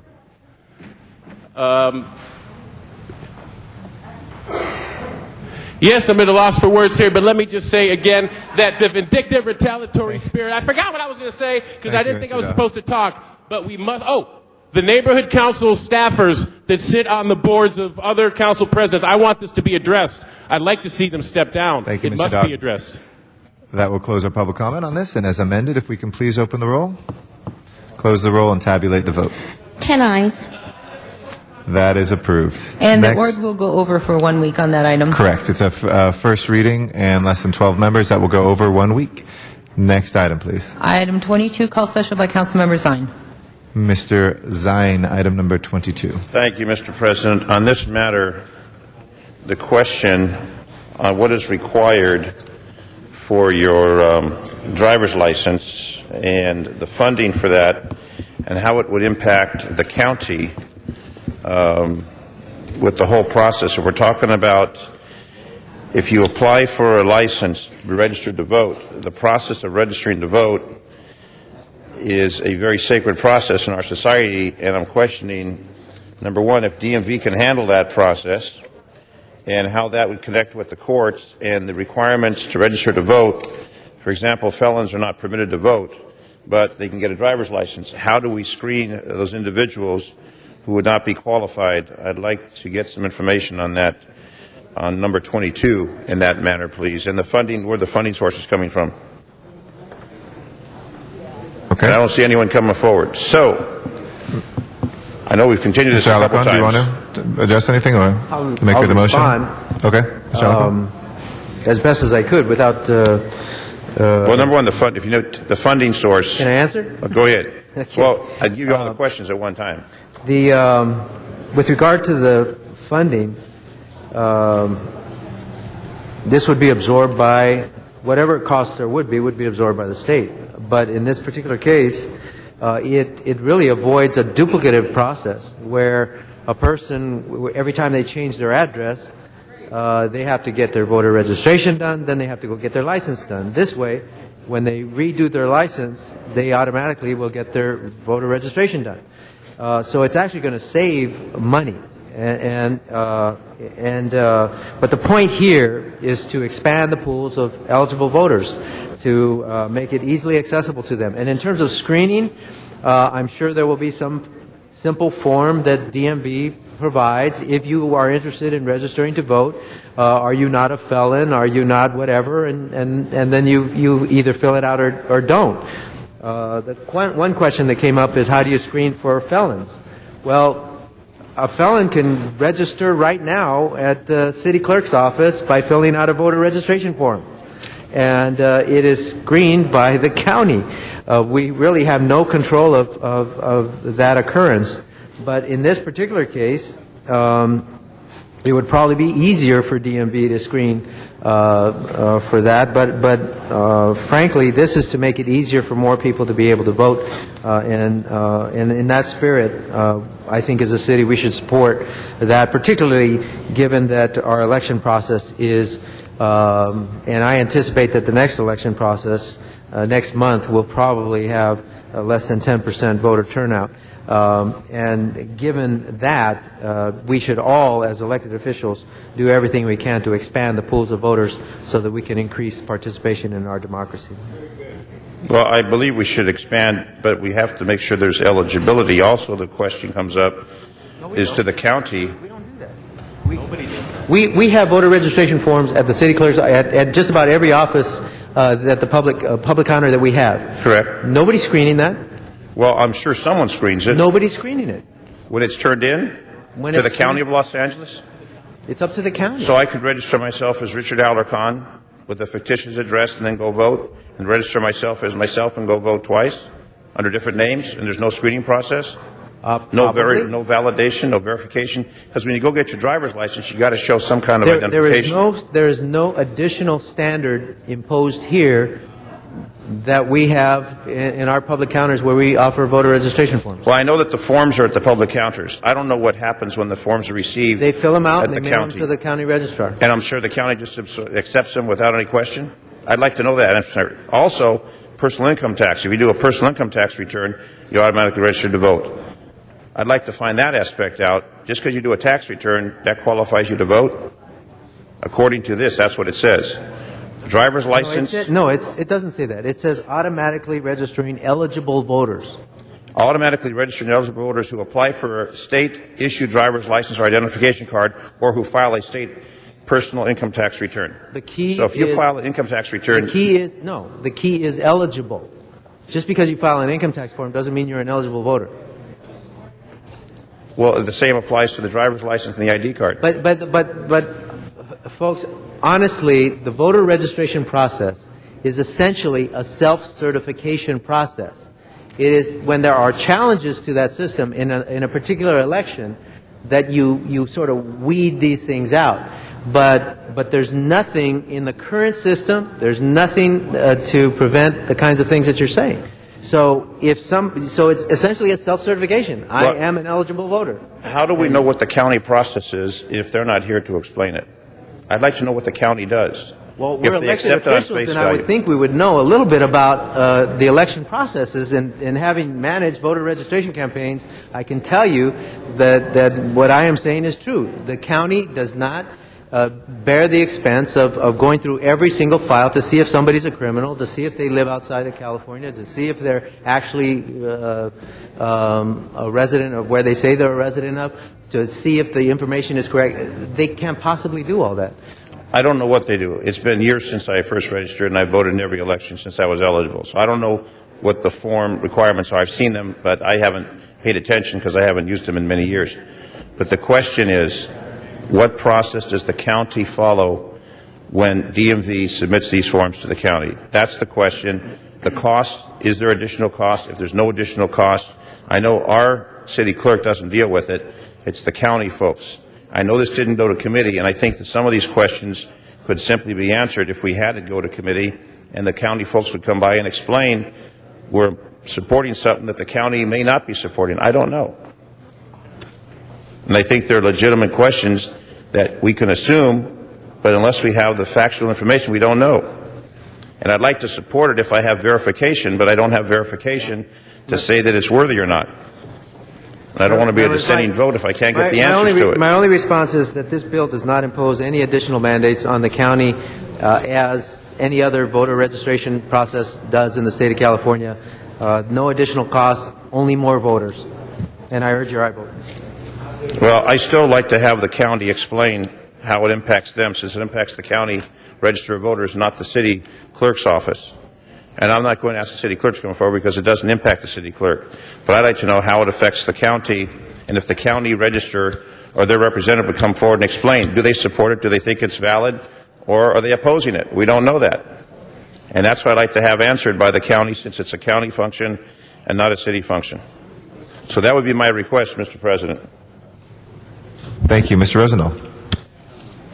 Yes, thank you, Mr. President. I appreciate the dialogue between my colleagues here. Could I ask you to come on up for a second and give us a quick hit? Personally, I believe in same-day registration and voting. I like to make it as easy as possible for people. You show proper identification, should be able to register and vote. Same day is where I'm at, but this is a step in the right direction using DMV. Explain how this works. Well, as I understand it, when Your name for the record? Karen Kalfayan, the interim city clerk, as I understand it, when somebody applies for a driver's license or fills out a state income tax form, that they would have the option of automatically having that information used for voter registration, and that, according to the way the bill, as I understand it, is written, is that would be an option. Mm-hmm. So at that point, that information would go to a county, the appropriate county, and they would go through their process for, to verify or whatever their process is, and then they would be added to the voter registration files if they're eligible to register to vote. Great. So it kind of makes it easier for the citizen to be processed as they move to get their driver's license changed. It's more an administrative strategy. It would eliminate the need to fill out a separate voter registration form is what it would do. Right. And they have the option of still filling that form out too. Yeah, well, it's a no-brainer for me, but I appreciated the dialogue that went on here on the issue, making it easy for citizens to register when they move. I have more people coming up to me now who have moved from one place to the other, and the registration hasn't happened, and it's just a ridiculous set of circumstances, so the easier, the better. I just want to thank you for the Mandyville Canyon issue, where you're working with my constituents there to see that they can vote in their same neighborhoods. I think it's great, and I look forward to the final resolution of that and making Mandyville Canyon one precinct, so not one side of the street's got to go up to Mountain Gate and the other. But thank you so much for your leadership. Thank you. Mr. Dennis Philip Zine. I'd just like to have the county come and see the impact and if they support it or not. That's what I'd like to do. And if you've discussed it with them? I have discussed it with them. They haven't taken a formal position, but just conceptually, anything that increases voter participation is something that they generally support. Why haven't they taken a formal position on it? I don't know why they haven't taken a formal position. Did they have any reservations on it? Well, as I said, conceptually, they're in favor of things that increase voter participation. Well, I support that too. I just want to make sure we're going to support something that the county has not taken a position on. Well, they haven't taken a position on it. And that's my Not question. a formal position, but I can't speak for them either. Well, that's my question, Mr. President. If we could just have that simple answer, if the county supports it, they're the agency that receives it. If they're satisfied and they have funding for it, simple question. That's all I'm asking. And in respect to Mr. Alarcon, I understand his position and the city clerk, but I'm asking from the county's position. Okay. So if we could get that answer, you want to trail it? That's all I need. If you want to contact them and get that answer, I'd be more than happy to do that. Whatever the council would like me to do, I will do that. That's all I have on the question. Okay, thank you, Mr. Zine. Mr. Alarcon? I just want to say this is a very simple and open bill. It seeks to create more voters in California, and it seeks to simplify the process of applying. I would encourage the city clerk to get the information for Mr. Zine, but frankly, I see no reason to hold up on a measure that will have minimal costs and has everything to do with expanding opportunities for our democracy to have more voters. So I think it's a simple notion. We supported another measure on today's agenda that seeks to expand the rights of voters without discussion, and I think this should have been in that category. But Mr. Zine was aware of this yesterday or Wednesday when we held this up. We could have picked up the phone to the county registrar at that point, Mr. Zine, and so I. It's a 10-vote matter, and I think we have 10 people here. So if we want it to pass, I need the questions answered. 8. Well, if I can't get those answers, I'm not going to support it, and I'd like to support it if I get those answers. And I discussed this, we discussed it, we continued it till today, so hopefully the county would be here to answer some questions. If you would have asked me that Wednesday, I would have been happy to get you that information. Well, the clerk was aware of it, other people were aware of it, Mr. Alarcon. Well, I wasn't, and I'm the maker of the motion. I understand that. And I serve on the committee with you, and it didn't go to committee. We could have heard it in committee. Ms. Perry? Call the question, please. Ms. Perry moves the question. Is there any objection to moving the question, calling question? If not, we have that ending debate. We have the item before us. There have been no amendments made or motions made, so we just have what's before us. Please open the roll, close the roll, and tabulate the vote. 9 ayes, 1 no. And even with the passage of that, Mr. Zine, we'll see if we can get you that information. Thank you. All right. That is approved. Next order of business, please. Council has motions for posting and referral, Those are posted and referred. and that clears the desk. All right. Any announcements, colleagues? Not. Do we have any adjourning motions today? Okay. If I can ask everybody to please rise in council chambers for our adjourning motions. Oh, Mr. Rosendahl, announcement? I want to announce that in the 11th District, my opponent and I are facing off in a debate on Monday at 7 o'clock at the Mar Vista Rec Center. I think we have to be very careful about even announcing that as candidates. Other folks can come here and do it, but I think it may not be in conjunction with ethics rules. But thank you for the point of information. I know that you were just letting the information be out there. Any other announcements? If not, adjourning motions, Ms. Hahn? Yes, I do have two adjourning motions, colleagues. I'd like us to adjourn in the memory of Karen Harden, who died on February 11th. She was born in Delta, Iowa, and was a resident of the South Bay for over 70 years. She attended Los Angeles City College, majoring in theater arts, and she joined a USO group, the Hollywood GI Girls, during the war. Touring California, she met her future husband, Stephen Chamara, a second lieutenant in the Army Air Corps. They married and had a son, Stephan. She became an executive secretary working in aerospace, an architectural firm, Dinners Queen Mary, San Pedro Elks Club, Wayfarers Chapel, and finally the Salvation Army Sage House. She was active in many community services, serving with the Eastern Star Emblem Club, the San Pedro Business and the Professional Women, Los Angeles Maritime Museum, San Pedro Historical Society, just to name the few of the ones that she was involved in. Karen was always concerned about her many friends and cared deeply about San Pedro and its citizens. She's survived by her son, Stephen, his wife, Evelyn, and a granddaughter, Shelley Ann Richards. I'd also like us to adjourn in the memory of Helio Gracie, who passed away January 29th at the age of 95. He was born in 1913 in Rio de Janeiro. Gracie grew to be regarded as the creator of Gracie Jiu-Jitsu, also known as Brazilian Jiu-Jitsu. Until his death, he was the only living 10th degree master of the sport, and is also considered to be one of the first sports heroes in all of Brazilian history. He was also a sixth Dan in judo. In 1997, Black Belt magazine named him Man of the Year.